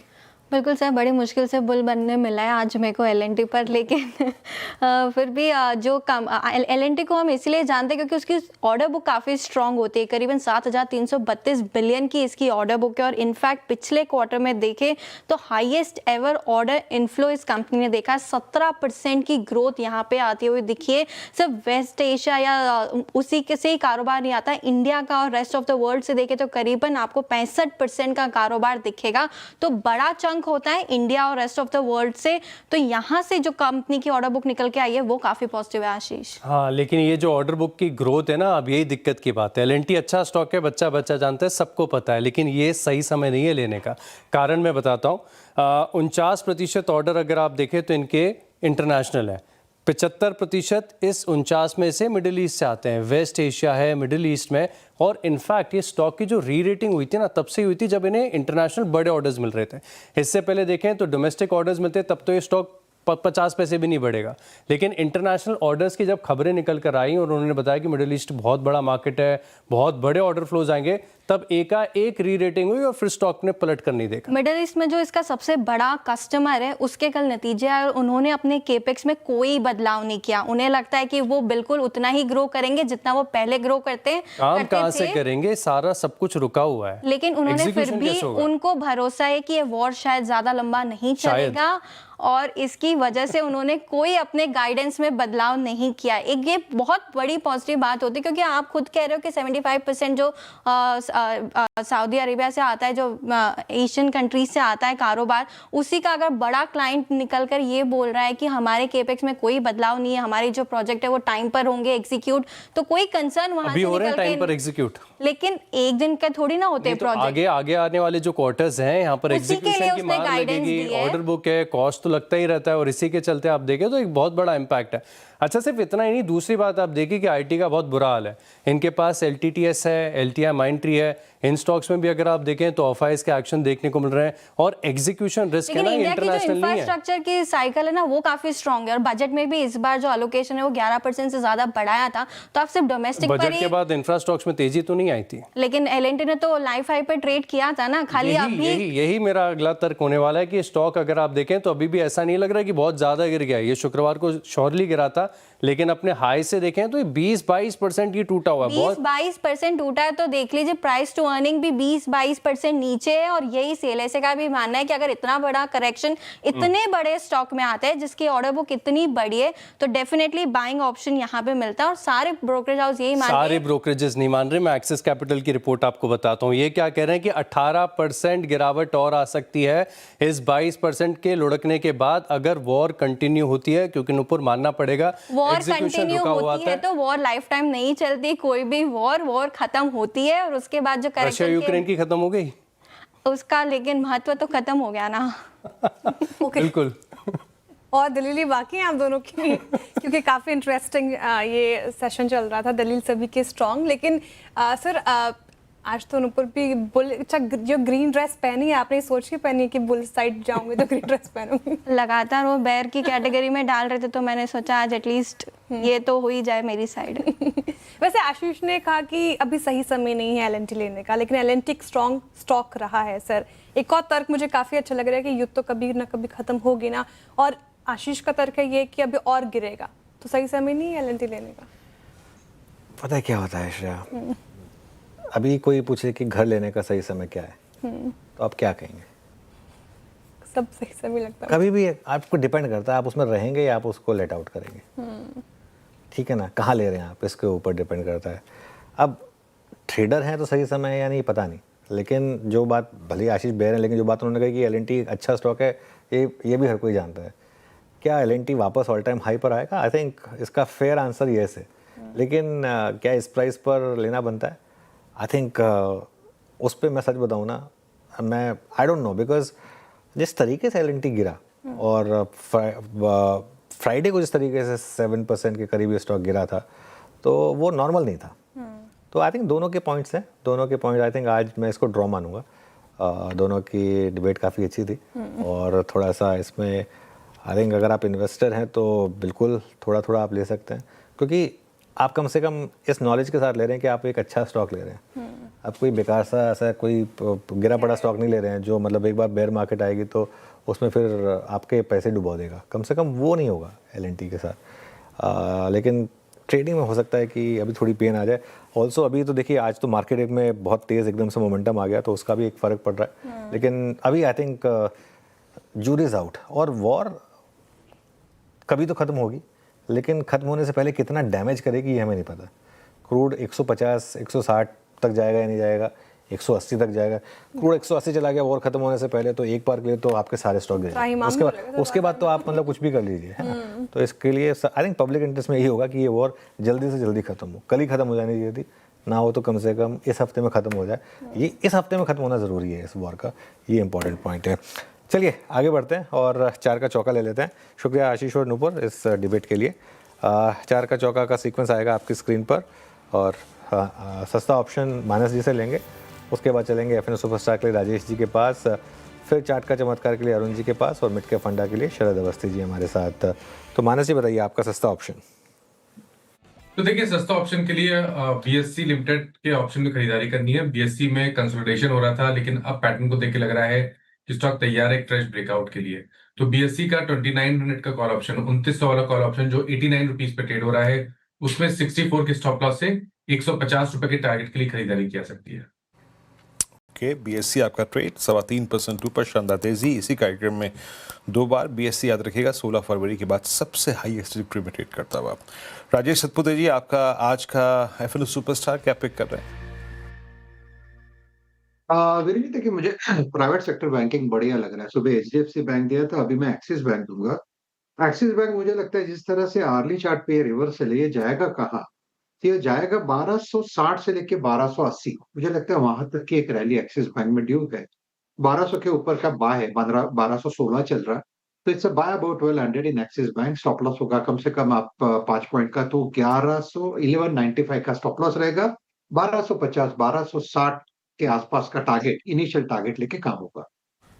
Okay, axis bank के फ्यूचर्स में खरीदारी की राय, यहाँ पर स्ट्रेंथ नजर आ रही है। चार्ट का चमत्कार अरुण जी, कौन सा स्टॉक? श्रेया जी, टाइटन में मुझे लग रहा है काफी अच्छा रिवर्सल है, तो 4100 4120 के बीच में स्टॉक चल रहा है। गिरावट के बाद एक रिवर्सल के संकेत देखने को मिल रहे हैं। यहाँ से अगर मोमेंटम बनता है तो 4220 तक के टारगेट्स टाइटन में देखने को मिल सकते हैं। तो इसको पोजिशनल लॉन्ग लेने की सलाह रहेगी। 4081 का स्टॉप लॉस रहेगा और 4200 तक के टारगेट्स टाइटन में देखने को मिल सकते हैं। एक अच्छा काउंटर है, अच्छे सपोर्ट्स के आसपास है, तो पोजिशनली इसको लॉन्ग लेके चल सकते हैं। ओके, चलिए अब शरद जी के पास चलते हैं। मीनवाइल बंधन बैंक की कुछ सफाई आ रही है, रिकवरी है यहाँ भी। शरद जी बताइए आपका मिड कैप फंडा। जी, मेरा मिड कैप फंडा होगा बंधन बैंक। मुझे लगता है ये करेक्शन एक काफी डिसेंट अपॉर्चुनिटी प्रोवाइड कर रही है। बैंक लगातार अपने सिक्योर्ड बुक को बढ़ाने की बात कर रही है आने वाले समय में भी, और जिस तरीके का डाइवर्सिफिकेशन ग्लोबल स्केल पे किया है, मुझे लगता है एमएसएमई और एमएफआई पे जो ओवर डिपेंडेंस थी वो भी काफी हद तक कम हो जाएगी। रिसेंटली कुछ उनकी स्टेक वगैरह रीअलाइनमेंट की भी बात हो रही है मेरे हिसाब से। उसके बाद जो एक सेल प्रेशर आने का ओवरहैंग रहता है वो भी खत्म हो जाएगा। मैनेजमेंट बैंडविड्थ के जो इश्यूज थे वो एड्रेस्ड है। और सबसे बड़ा ट्रिगर मुझे लगता है कि 1.1 टाइम प्राइस टू बुक पे ट्रेड कर रहा है। 16-17% जैसी एडवांसेस ग्रोथ आना बहुत मुश्किल नहीं होगा अगले साल।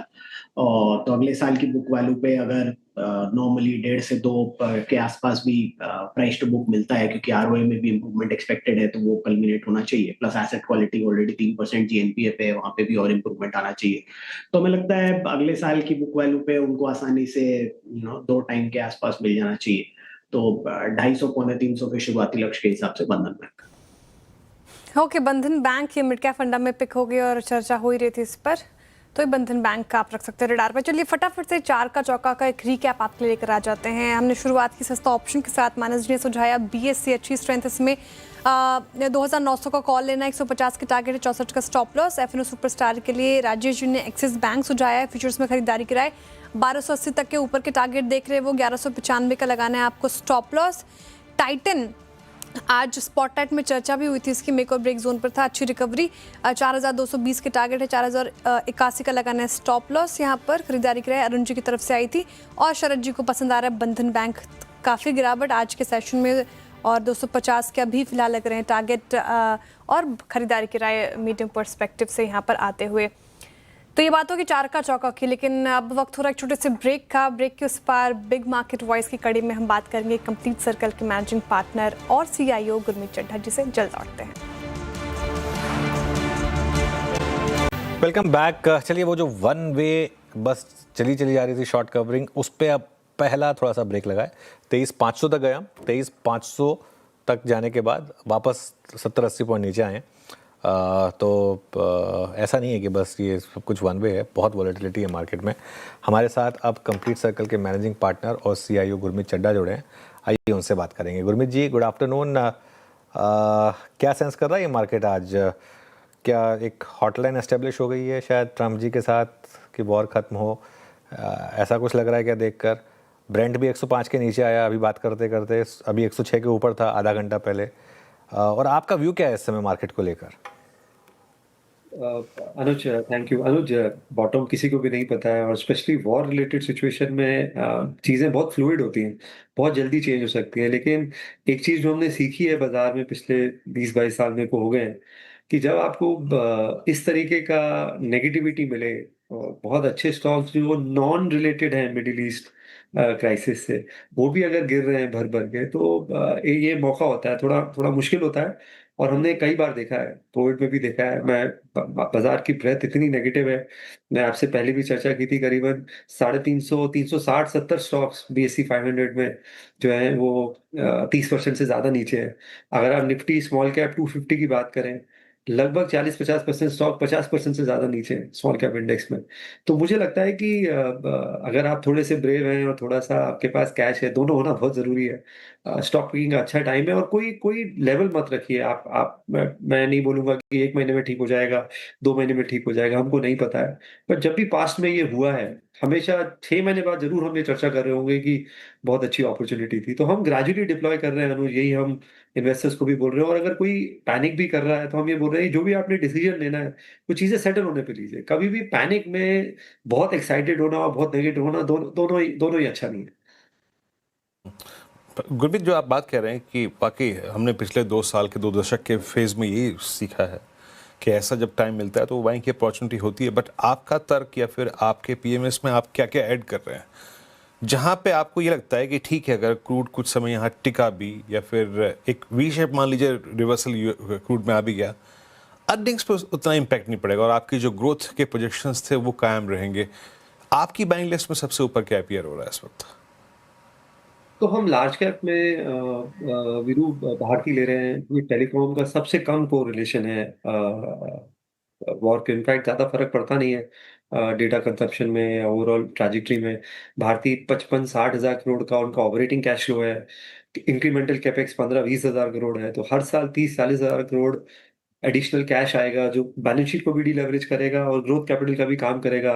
उनको NBFC करना है, डेटा सेंटर में 1 गीगावाट जाना है, और सारे सेगमेंट्स अच्छा कर रहे हैं। मोबिलिटी अच्छा कर रहा है। ब्रॉडबैंड में इनफैक्ट उन्होंने लगभग 1.25 करोड़ कस्टमर ऐड किए हैं पिछले 2 क्वार्टर में। फिर हमें डिफेंस स्टॉक्स अच्छे लग रहे हैं, और आज डिफेंस स्टॉक्स हालांकि थोड़े वीक हैं, वॉल्यूम बहुत ज्यादा है। आप देखिए भारत इलेक्ट्रॉनिक्स में आपको 2 करोड़ शेयर्स का वॉल्यूम दिखेगा। सोलर इंडस्ट्रीज में जहां एवरेज 1 लाख शेयर होता है, करीबन 2 लाख के ऊपर है। और डिफेंस एक बहुत बड़ा बेनिफिशियरी है। आप देखिए कितना स्पेंडिंग बढ़ने वाला है मिडिल ईस्ट का और आसपास का, और सबकी इन्वेंट्री रिकॉर्ड लो पे। इनफैक्ट एक रिपोर्ट आई है कि वर्ल्ड वॉर 2 से भी नीचे इन्वेंट्री लेवल है नाटो और एडवांस मिलिट्री नेशंस का। तो वो हम ऐड कर रहे हैं। कुछ अच्छे मिड कैप्स ऐड कर रहे हैं जहाँ पे एक्सपोजर के फाइनेंशियल्स हैं। कुछ बैंक्स ऐड कर रहे हैं। पूरा बैंक निफ्टी 13-14 के फॉरवर्ड पी पे है। तो जो थोड़े से अभी लो कोरिलेशन वाले हैं, उनको जल्दी ऐड कर रहे हैं। जहां इम्पैक्ट ज्यादा है, चाहे वो कैपिटल गुड्स है, चाहे वो ऑयल रिलेटेड है, एनर्जी रिलेटेड है, वहां पे हम थोड़ा सा अभी कॉशियस। ओके गुरमीत जी, गुड आफ्टरनून। अच्छा, बैंक्स आप ऐड करें तो क्या IDBI बैंक ऐड कर रहे हैं क्या? 15% आज डेंट पड़ा है इस पर, और जो खबरें आ रही हैं कि बैंक का डाइवेस्टमेंट प्रोसेस जो है वो कैंसिल हो सकता है, उसके बाद ये तगड़ा डेंट। आपका व्यू? डिसअपॉइंटिंग है श्रेया। देखिए इतने साल हो गए हैं, और एक मुझे लगता है, ये मैंने बात ट्वीट के थ्रू भी बोली है, कि गवर्नमेंट ही सबसे बड़ा स्टेक होल्डर है मार्केट। अगर आप पूरा, और हमें एसेट मोनेटाइजेशन करना है क्योंकि हमारा फिस्कल डेफिसिट है। तो थोड़ा-सा मुझे लगता है कैपिटल मार्केट को लेके थोड़ा प्रोएक्टिव अप्रोच की ज़रूरत है। करेंसी को लेके प्रोएक्टिव अप्रोच की ज़रूरत है, क्योंकि डाइवेस्टमेंट का सबसे बड़ा बेनिफिशियरी गवर्नमेंट ही होने वाला है। तो कहीं न कहीं मुझे लगता है कि थोड़ा-सा इस प्रोसेस को और शार्प बनाने की ज़रूरत है। और जब-जब हमने अच्छा डाइवेस्टमेंट किया है, चाहे वो हिंदुस्तान ज़िंक है या बहुत सारे ऐसे एग्ज़ाम्पल हैं, बहुत वैल्यू क्रिएशन हुआ है और सबके लिए विन-विन सिचुएशन होता है। तो मैं अवॉइड करूँगा, हालाँकि मैं पीएसयू बैंक्स को लेके कंस्ट्रक्टिव हूँ, हमारे पोर्टफोलियो में एसबीआई है, बट जैसा मैंने बोला वैल्यूएशन गैप अब श्रिंक हो गया है। अगर आज आप फॉर एग्ज़ाम्पल एसबीआई को देखेंगे, तो आपको 1.5 बुक पे मिलेगा, आपको आईसीआईसीआई, एचडीएफसी भी 2 टाइम्स बुक पे मिल जाएगा और अर्निंग मल्टीपल में एसबीआई से 10 टाइम्स मिलेगा, वो 13-14 टाइम्स मिल जाएगा। तो वैल्यूएशन जो है वो श्रिंक हुआ है प्राइवेट और पीएसयू का। और एक आरबीआई ने फ्रेमवर्क चेंज किया है और बैंक्स में भी हो रहा है। पहले हम एलडीआर ट्रैक कर रहे थे, लोन डिपॉजिट रेशियो। तो अगर आपका 100 के ऊपर जाता था तो एक कंसर्न आता था रेगुलेटर से भी और से। अब एलसीआर बेसिस पे हो रहा है, लिक्विडिटी कवरेज रेशियो। 30 दिन की लिक्विडिटी आपके पास है कि नहीं है। उससे क्या होगा कि हर बैलेंस शीट में 3 से 5% का एडिशनल स्कोप होगा क्रेडिट ग्रोथ का। और अभी वर्किंग कैपिटल सबके स्ट्रेच होंगे वॉर की वजह से, सप्लाई चेन डिसरप्शन से। तो मुझे लगता है कि बैंक्स को उसमें फायदा होने वाला है इस रेशियो की वजह से भी। और ओवरऑल क्रेडिट ग्रोथ अच्छा है। तो इसलिए थोड़ा मुझे सेफर बेट लगता है वैल्यूएशन वाइज भी और अर्निंग विजिबिलिटी वाइज। गुरमीत जी, तो एक और स्पेस जहां बहुत ज़्यादा सेलिंग प्रेशर है वो है ऑयल मार्केटिंग कंपनीज। और यहाँ पर भले ही बहुत ज़्यादा वैल्यूएशन कंफर्ट हो, लेकिन इस तरीके के रिस्क रहेंगे। अब इलेक्शन में अनाउंस हो गए, ऐसे में क्या इस स्पेस से दूर रहा जाए या निबल किया जाए यहाँ पर? अनुज अवॉइड करेंगे, क्योंकि पता नहीं है गवर्नमेंट पास ऑन करेगी, कितना करेगी। और आपने जैसा सही बोला, स्टेट इलेक्शंस है, ये बड़ा पॉलिटिकली सेंसिटिव टॉपिक है। रिफाइनर्स में अपॉर्चुनिटी है, क्योंकि आप देखिए रशियन ऑयल जो हैवी है, हमारे जो रिफाइनर्स हैं, चाहे रिलायंस है, चाहे आईओसी है, आईओसी एक सब्सिडी है, चेन्नई पेट्रोलियम, इनमें एबिलिटी है हैवी क्रूड को प्रोसेस करने की। और हमारा जो गैसिफायर है, जिससे जब आप ऑयल प्रोड्यूस करते हैं उससे जो पेटकोक बनता है, वेस्ट बनता है, उसको फ्यूल में कन्वर्ट करना, एनर्जी में कन्वर्ट करना में भारतीय रिफाइनर्स बहुत बहुत अच्छे हैं। बहुत कॉम्प्लेक्स रिफाइनरी है और जीआरएम बढ़ रहा है। इनफैक्ट पिछली बार आपको याद होगा जब क्रूड में ऐसा हुआ था तो विंडफॉल टैक्स लगाया गया था। चेन्नई पेट्रोलियम में हमने पहले एंट्री करी थी 600 रुपए में और फिर हम 900 950 में एग्जिट कर रहे थे। मुझे लगता है शायद दोबारा मौका बन रहा है और भारत पे जो रशियन ऑयल को लेके एक प्रेशर था वो कम हो रहा है। कुछ समय बाद आपको वेनेजुएलन ऑयल भी दिखेगा, इतनी जल्दी नहीं दिखेगा, over a period of time दिखेगा। तो जो रिफाइनर्स हैं उनके लिए, और देखिए प्राइस मूवमेंट में दिख रहा है आपको स्क्रीन पे, तो रिफाइनर्स पे भी अच्छा है। और थोड़ा सा जो ऑयल मार्केटिंग कंपनीज है वो हम अभी अवॉइड करें। ओएमसीज को अगर आप देखें तो यहाँ पे आप अवॉइड कर रहे हैं। अच्छा, अगर आप देखें थोड़ा 2020 की तरफ जाएं गुरमीत, जो मेटल्स की साइकिल स्टार्ट हुई थी 2020 में, फेरस नॉन फेरस बोथ, वो फर्स्ट टाइम पॉज मिला था उसको 2022 में जब यूक्रेन और रशिया वार शुरू हुई थी। तब एक वो साइकिल थी, वो थोड़ा सा अगर आप देखें अनवाइंडिंग मोड में आ गई थी। ऑल दो इसमें कोई दो राय नहीं है कहने में कि मेटल्स अभी भी बहुत स्ट्रांग है, बट हालिया डिप को इस वॉर के बीच में आप मेटल्स में कैसे ट्रीट कर रहे हैं? देखिए, आप अपॉर्चुनिस्टिक हो सकते हैं यहाँ पे। अभी एल्यूमिनियम का भी शॉर्टेज हमने देखा मिडिल ईस्ट की वजह से हो रहा है। तो आप selectively non ferrous name, specially चाहे हिंडाल्को है या और नेम है, उसमें आप थोड़ा टैक्टिकली कर सकते हैं। हमने एक स्पेशल सिचुएशन में इन्वेस्ट किया है, मैंने पहले भी चर्चा की थी, मुकन स्टील। वो स्टेनलेस स्टील है, उसका इतना इम्पैक्ट नहीं पड़ता उनका। इनफैक्ट यूरोप एक्सपोजर से थोड़ा सा वो डिप्रेस रहा है। मुकन काफी लैंड मोनेटाइजेशन कर रहा है। थाने में उनके पास एक लैंड है जो पहले भी उन्होंने एक पार्सल बेचा है। दूसरा वो बहुत बड़ा डेटा सेंटर हब बन रहा है। तो जो लैंड बैंक है वही 2-2.5 करोड़ का है, जो करंट लैंड बैंक है उसमें से कुछ मोनेटाइजेशन होना है और कंपनी का मार्केट कैप उसके नीचे है और वैल्यूएशन बहुत कंफर्ट है। तो हमने एक स्पेशल सिचुएशन में हमारे पोर्टफोलियो में मुकन स्टील है। उसके अलावा जैसे मैंने बोला, नॉन फेरस नेम्स को अपॉर्चुनिस्टिकली जरूर कंसिडर करेंगे। अच्छा गुरमीत जी, कुछ एक्सपेरिमेंट काइंड ऑफ थिंक करने के लिए आपने कुछ पोर्टफोलियो में नया कुछ ऐड किया हो जो एकदम से आपने स्टडी की हो और लगा हो कि अब वक्त है ऐड करने का इस गिरावट में? नहीं, ज्यादा एक्सपेरिमेंट नहीं करना चाहिए इस स्पेस में। Tried and tested long term stock के साथ रहना चाहिए। बट हमने कुछ एक चेंजेस करे हैं, जैसे एसेट मैनेजमेंट स्पेस में हमने बिरला एएमसी ऐड किया है। इसका वैल्यूएशन एचडीएफसी और निपॉन से काफी कम है और मिस्टर हरीश कृष्णन के आने के बाद टर्न अराउंड हुआ है काफी सारे, स्पेशली इक्विटी में।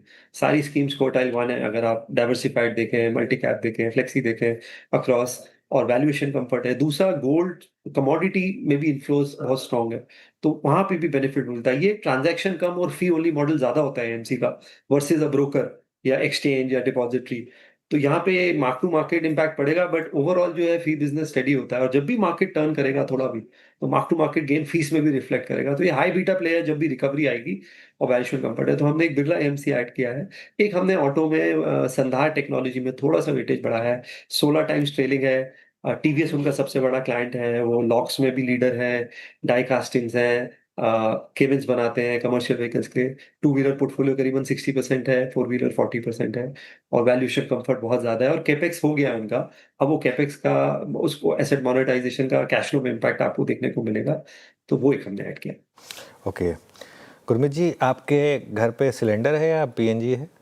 अनुज, पीएनजी है और इंडक्शन भी ले लिया है। नहीं नहीं नहीं, अभी रुकिए पीएनजी है। अच्छा, से आपके घर पे पीएनजी है, सिलेंडर है?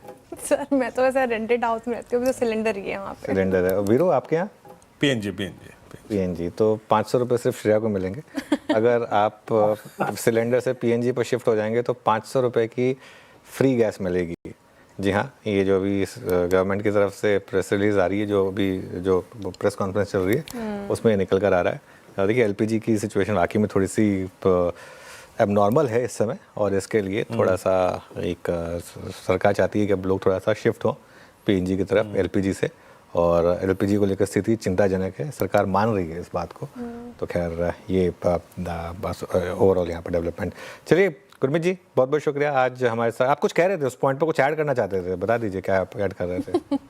मैं कह रहा था कि इलेक्ट्रिक इंडक्शन कंपनीज पे टैक्टिकली आप हो सकते हैं, क्योंकि और दूसरा कंज्यूमर ड्यूरेबल्स ओवरऑल अच्छा करेगा। समझ थोड़ा अर्ली है, क्योंकि हम मेटल्स और ओएमसीज की बात कर रहे थे। I think better play consumer durable है अगर आपको टैक्टिकल होना, वो बात होती है।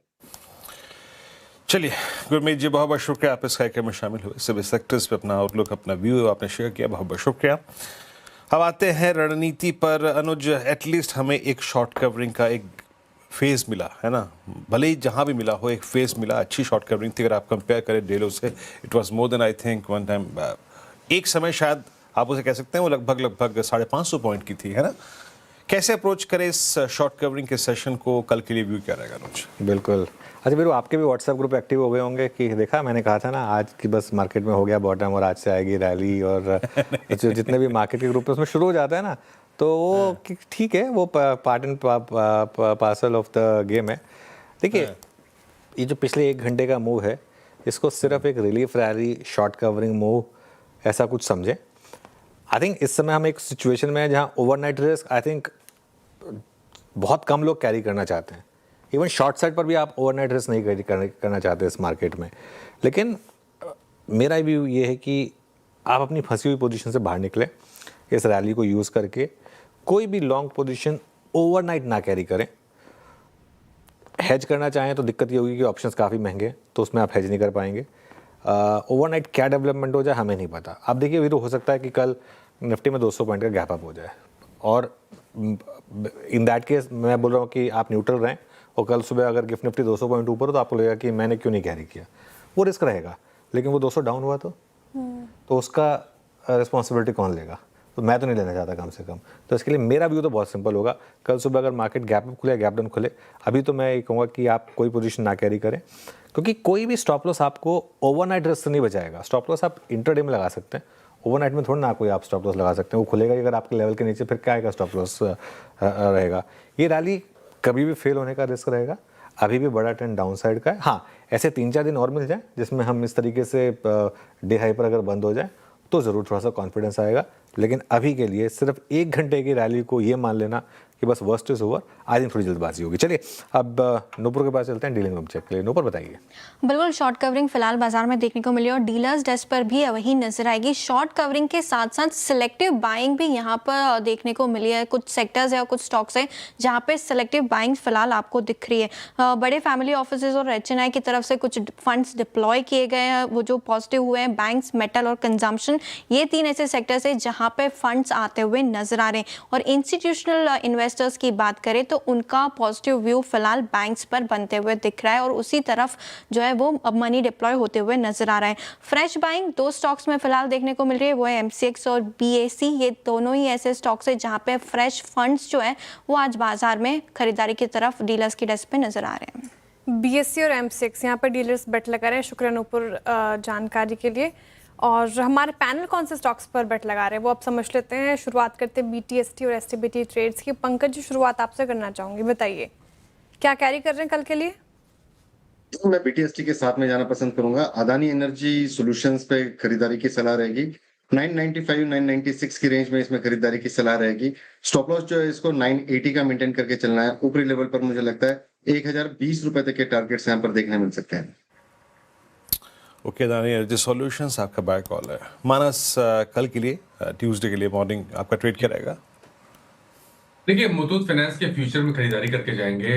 यहाँ पर स्टॉक ने हाई टॉप हायर बॉटम से कंफर्मेशन दिया है, 10 डे मूविंग एवरेज के ऊपर निकला है, तो इसका फ्यूचर खरीदेंगे। 3360 के प्राइस चल रहे हैं। आपके जो स्टॉप लॉसेस हैं वो 3320 के रहेंगे और टारगेट 3440 के रहेंगे। गाबा सर, क्या कैरी करें, लॉन्ग या शॉर्ट? Long long. और स्टॉक का नाम है HDFC बैंक। रीजन ये है कि बहुत ही गिरावट हुआ है। It's like a stretch rubber band की तरह, एक बाउंस मिलना चाहिए। कल एक्सपायरी है वीकली। ट्रेड करा 842 के आसपास, स्टॉप लगाएंगे करीब 832, 833 भी लगे तो भी चलेगा, 9 रुपए का। Target 860 HDFC bank. HDFC bank पसंद आ रहा है गाबा सर को। सोमिल जी, ट्यूसडे मॉर्निंग के लिए कौन सा स्टॉक?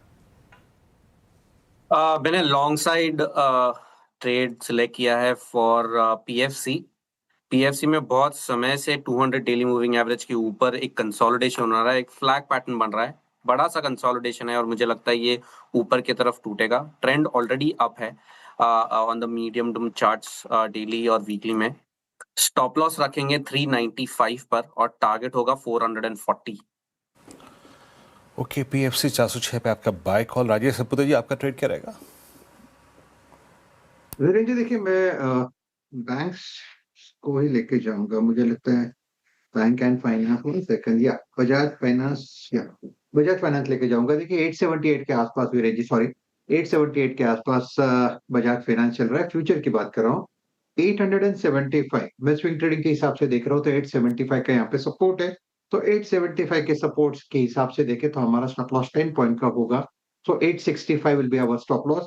इसका स्विंग का जो टारगेट दिखता है वीरेंद्र जी, वो रहेगा करीबन 900 से लेकर 910 का। अरुण जी, आपने क्या कैरी किया कल के लिए?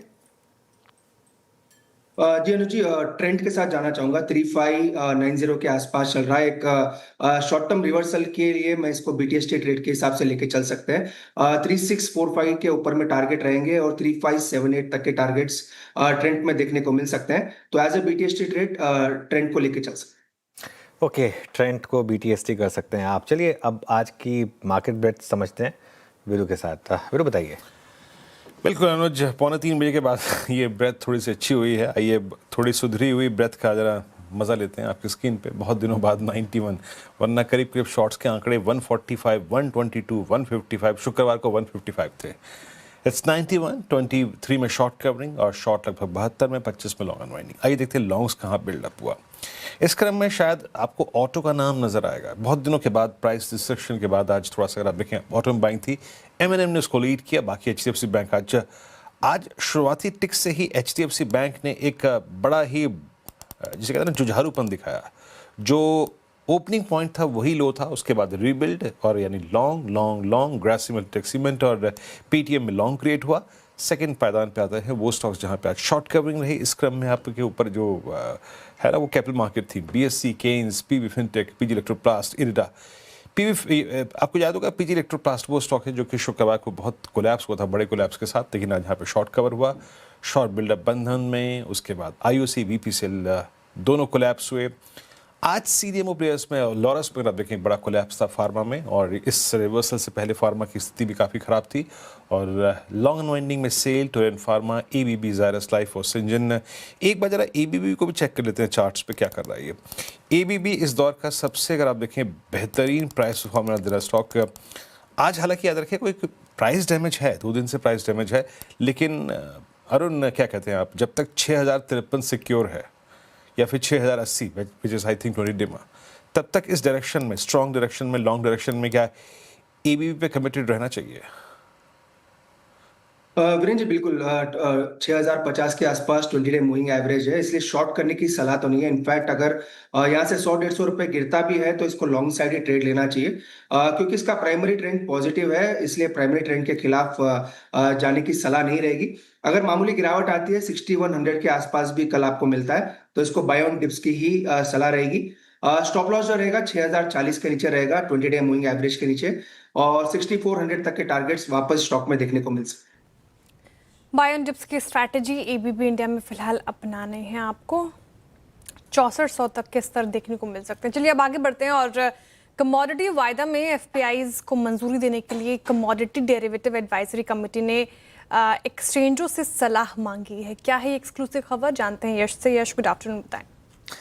सेबी ने अपना जो इंटेंशन था कमोडिटी डेरिवेटिव्स के लिए वो टाइम एंड अगेन पब्लिक किया है, और वो रहा है कि उनका इंटेंशन है कमोडिटी डेरिवेटिव्स मार्केट को एक्सपैंड किया जाए और उसमें और डेप्थ यानी कि गहराई लाई जाए, पार्टिसिपेशन लाया जाए। इसी डायरेक्शन में एक बड़ा कदम हो सकता है फॉरेन पोर्टफोलियो इन्वेस्टर्स या एफपीआईज को ऑप्शंस ट्रेडिंग कमोडिटी डेरिवेटिव्स में अलाउ करना। अब हमें सूत्रों से ये जानकारी मिल रही है कि फरवरी 26 को सीडैक यानी कि कमोडिटी डेरिवेटिव्स एडवाइजरी कमेटी, ये कमेटी है जो सेबी ने गठन किया था जिसका, उस कमेटी की मुलाकात हुई।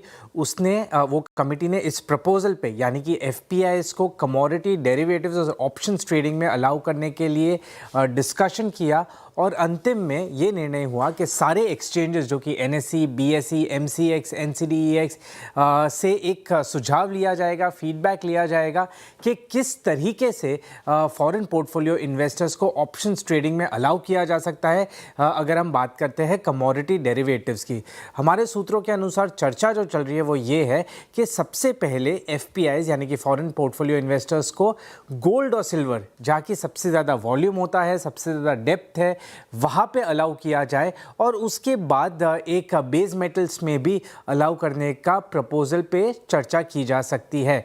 हमने इस डेवलपमेंट पे सेबी को भी लिखा है, एक रिस्पॉन्स सेबी से अभी भी अवेटेड है, पर हमें अपने सूत्रों से ये भी पता चला है कि सारे एक्सचेंजेस जो है वो अपना फीडबैक सीडैक को उसकी अगली मीटिंग से पहले सबमिट करेंगे, जिस पे सीडैक डिस्कशन करेगा और होपफुली एक फाइनल प्रपोजल या एक फाइनल कंक्लूजन सीडैक के द्वारा सेबी को उस मीटिंग के बाद में दिया जा सकता है। चलिए, शुक्रिया यश। और MCX as a stock focus में रहेगा, उसको टैग करना चाहिए था, लेकिन दिखाई जरा एक बार एमसीएक्स यहाँ पर अच्छी खासी रैली है। और एक्चुअली अगर आप देखें तो exchanges in general, even BSE भी अपने हाई से करीब ही है इस मार्केट में, बीएसई भी ज़्यादा टूटा नहीं है यहाँ पर। लेकिन बात एमसीएक्स की है तो एमसीएक्स पर एक ट्रेडिंग व्यू ले लेते हैं। राजेश सातपुते जी, एमसीएक्स क्या कह रहा है चार्ट? अनुज, एक बेहतरीन चार्ट है। जिस तरह से इसने अपने 10-20 डीएमए को रिस्पेक्ट किया despite so much of volatility, जो रिलेटिव स्ट्रेंथ की हम बात करते हैं बहुत अच्छी स्ट्रेंथ है, तो it's a hold, it's a buy. 2500 का सपोर्ट है, तो 2500 के नीचे आपका जो भी स्टॉप लॉस होगा वो प्लेस होगा।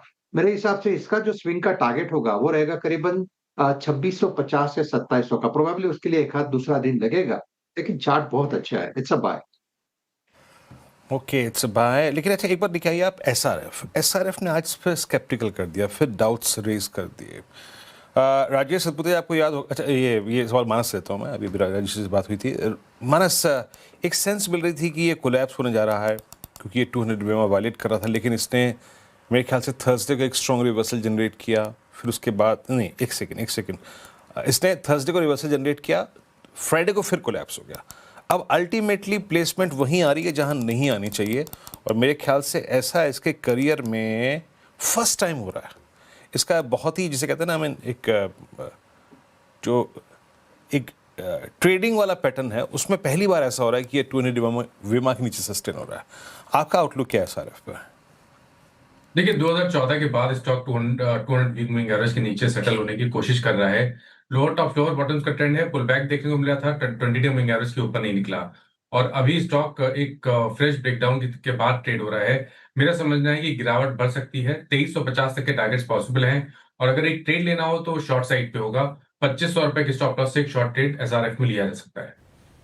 एसआरएफ में और गिरावट फिलहाल बाकी है, डेज लो पर ही कर रहा है कारोबार। देखिए, इस मार्केट में जिस तरीके से रिकवरी आई, काफ़ी सारे स्टॉक्स ने पार्टिसिपेट किया इस रिकवरी में। ट्रेंट, एटर्नल जैसे स्टॉक्स में जहां पर लगातार हमने बिकवाली देखी, लेकिन सवाल ये कि ट्रेंड जैसा स्टॉक जब चलता है मार्केट की रिकवरी में तो कितना भरोसा किया जाए इस पर। अरुण कुमार महतो जी, आपने टाइटन चुना था ना, आई गेस ट्रेंड नहीं चुना है आपने अभी तक। ट्रेंड पर क्या ट्रेंड लिया है क्या आपने? ट्रेंड पे मैंने BTST जस्ट सजेस्ट किया है, उसी के आसपास है। कहीं ना कहीं टेक्निकली एक मोमेंटम बन रहा है और हो सकता है ऐसे 80 से 100 रुपए की मोमेंटम आपको ट्रेंड में देखने को मिल सकती है। इनफैक्ट यहाँ से मुझे लग रहा है मोमेंटम अगर थोड़ा बहुत भी पॉजिटिव बनता है तो आराम से आपको स्टॉक 3700 के आसपास तक देखने को मिल सकता है। ठीक है, तो ये व्यू हो गया ट्रेंड पर। BTST ट्रेड भी अरुण जी की। अच्छा, एटर्नल भी एक बार रख देते हैं स्क्रीन पर। ये आज 3% अब अप करके जा रहा है, डेज हाई पर क्लोज हो रहा है। इनफैक्ट सोमिल जी, एटर्नल 221 पर क्लोज होने की तैयारी और लगातार इसमें भी गिरावट थी, पेन था। यहाँ पर क्या BTST सही रहेगा या फिर अभी वेट करें? डेफिनेटली बाउंस डेफिनेटली लग रहा है क्योंकि लास्ट 3 ट्रेडिंग सेशन में 213 के आसपास बॉटम बनाया है, दूसरी बार बॉटम बनाया है। मुझे लगता है कि ऊपर में ये डेफिनेटली एक बाउंस जा सकता है टिल 248 245 के आसपास। तो बाउंस के लिए आप खरीद रहे हैं for just as a BTST, that is good. लेकिन इसे एक शॉर्ट टर्म ट्रेड या मीडियम टर्म ट्रेड के लिए खरीदने की सलाह नहीं रहेगी। Just a bounce till 248। Just a bounce till 248। Meanwhile जिस स्टॉक के बारे में बहुत चर्चा हो रही थी सुबह भी कॉन्ट्रा कॉल के पर्सपेक्टिव से, आज बहुत दिनों बाद एक decent pull back State Bank of India में 1063 पाके क्लोज होता हुआ और ये हो गया। इंडिगो पे काफ़ी सुबह पे चर्चा हुई थी, इसका रिवर्सल अंतिम दौर तक कायम रहा, दैट्स गुड। उसके बाद SBI कार्ड्स, इसमें पुल बैक था। जुबिलेंट फूड वर्क्स में एक पुल बैक था और एक ITC में अगर आप देखें तो एक पुल बैक था। ITC ने अपने रिवर्सल में 10 डेमा को छुआ और जो चीज़ें कोलैप्स हुई उसमें मैंने SRF का जिक्र कर ही दिया। फिर लेके आइए आप DLF 530 पे। आज मैं सुबह इनफैक्ट वैसे ही कुछ चीज़ें डिस्कस कर रहा था नुज से। अगर आप हाई देखें DLF का 977 मार्च 2024 का, उसके अगेंस्ट लगभग 530, यानी ऑलमोस्ट 50% का रिट्रेसमेंट।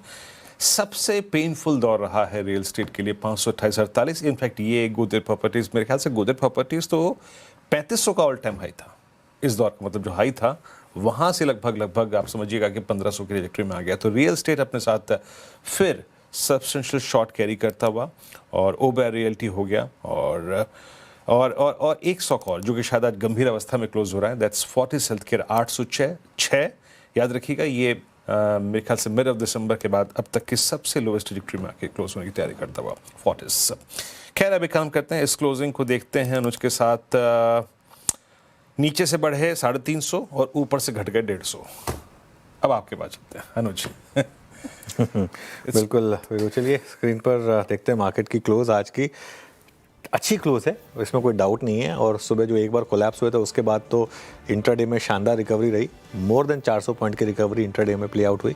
निफ्टी में करीब 1% ऊपर बंद हुए। निफ्टी बैंक ने आज अच्छा काम किया, 600 पॉइंट के करीब ऊपर था, 550 पॉइंट बाय द एंड। और निफ्टी IT ये अभी भी रेड में था। मिड कैप और स्मॉल कैप में हालांकि आज भी गिरावट रही, 0.5% मिड कैप नीचे था, स्मॉल कैप 2.5% नीचे था। ये एडवांस डिक्लाइन आपको ख़राब लगेगा लेकिन एक समय से कहीं ज़्यादा ख़राब था। रिकवरी हुई थोड़ी सी, लेकिन फिर भी शायद समय थोड़ा कम पड़ गया रिकवरी के लिए। अब आते हैं हम जरा आज के सेक्टोरल गेनर्स पर, और इसमें सबसे ऊपर आपको दिखाई देंगे वो नाम जो आपकी आंखों को सुहाएंगे। जी हाँ, ऑटो, बैंक्स और NBFCs, यही पॉकेट्स थी बुल मार्केट की और यही आज लीड कर रहे थे। Even PSU banks, capital market और FMCG। लूजर्स पर आते हैं एक बार जरा, क्योंकि IT तो था ही लूजर्स में, real estate, oil and gas, pharma और कैपिटल गुड्स, साथ साथ डिफेंस, यहाँ पर भी थोड़ी सी सेलिंग हुई आज। चलिए अब आते हैं निफ्टी के गेनर्स पर, और निफ्टी गेनर्स में आपको सबसे ऊपर आज दिखाई देगा अल्ट्राटेक सीमेंट और उसका रब ऑफ ग्रासिम पर।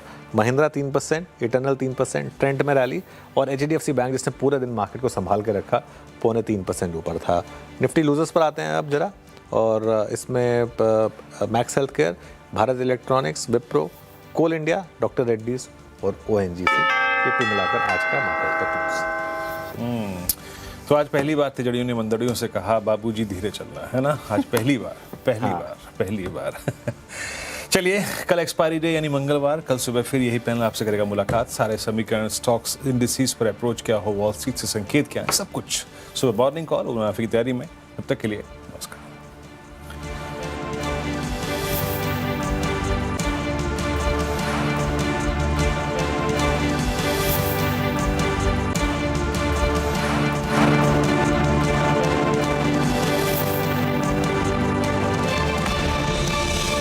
Strongest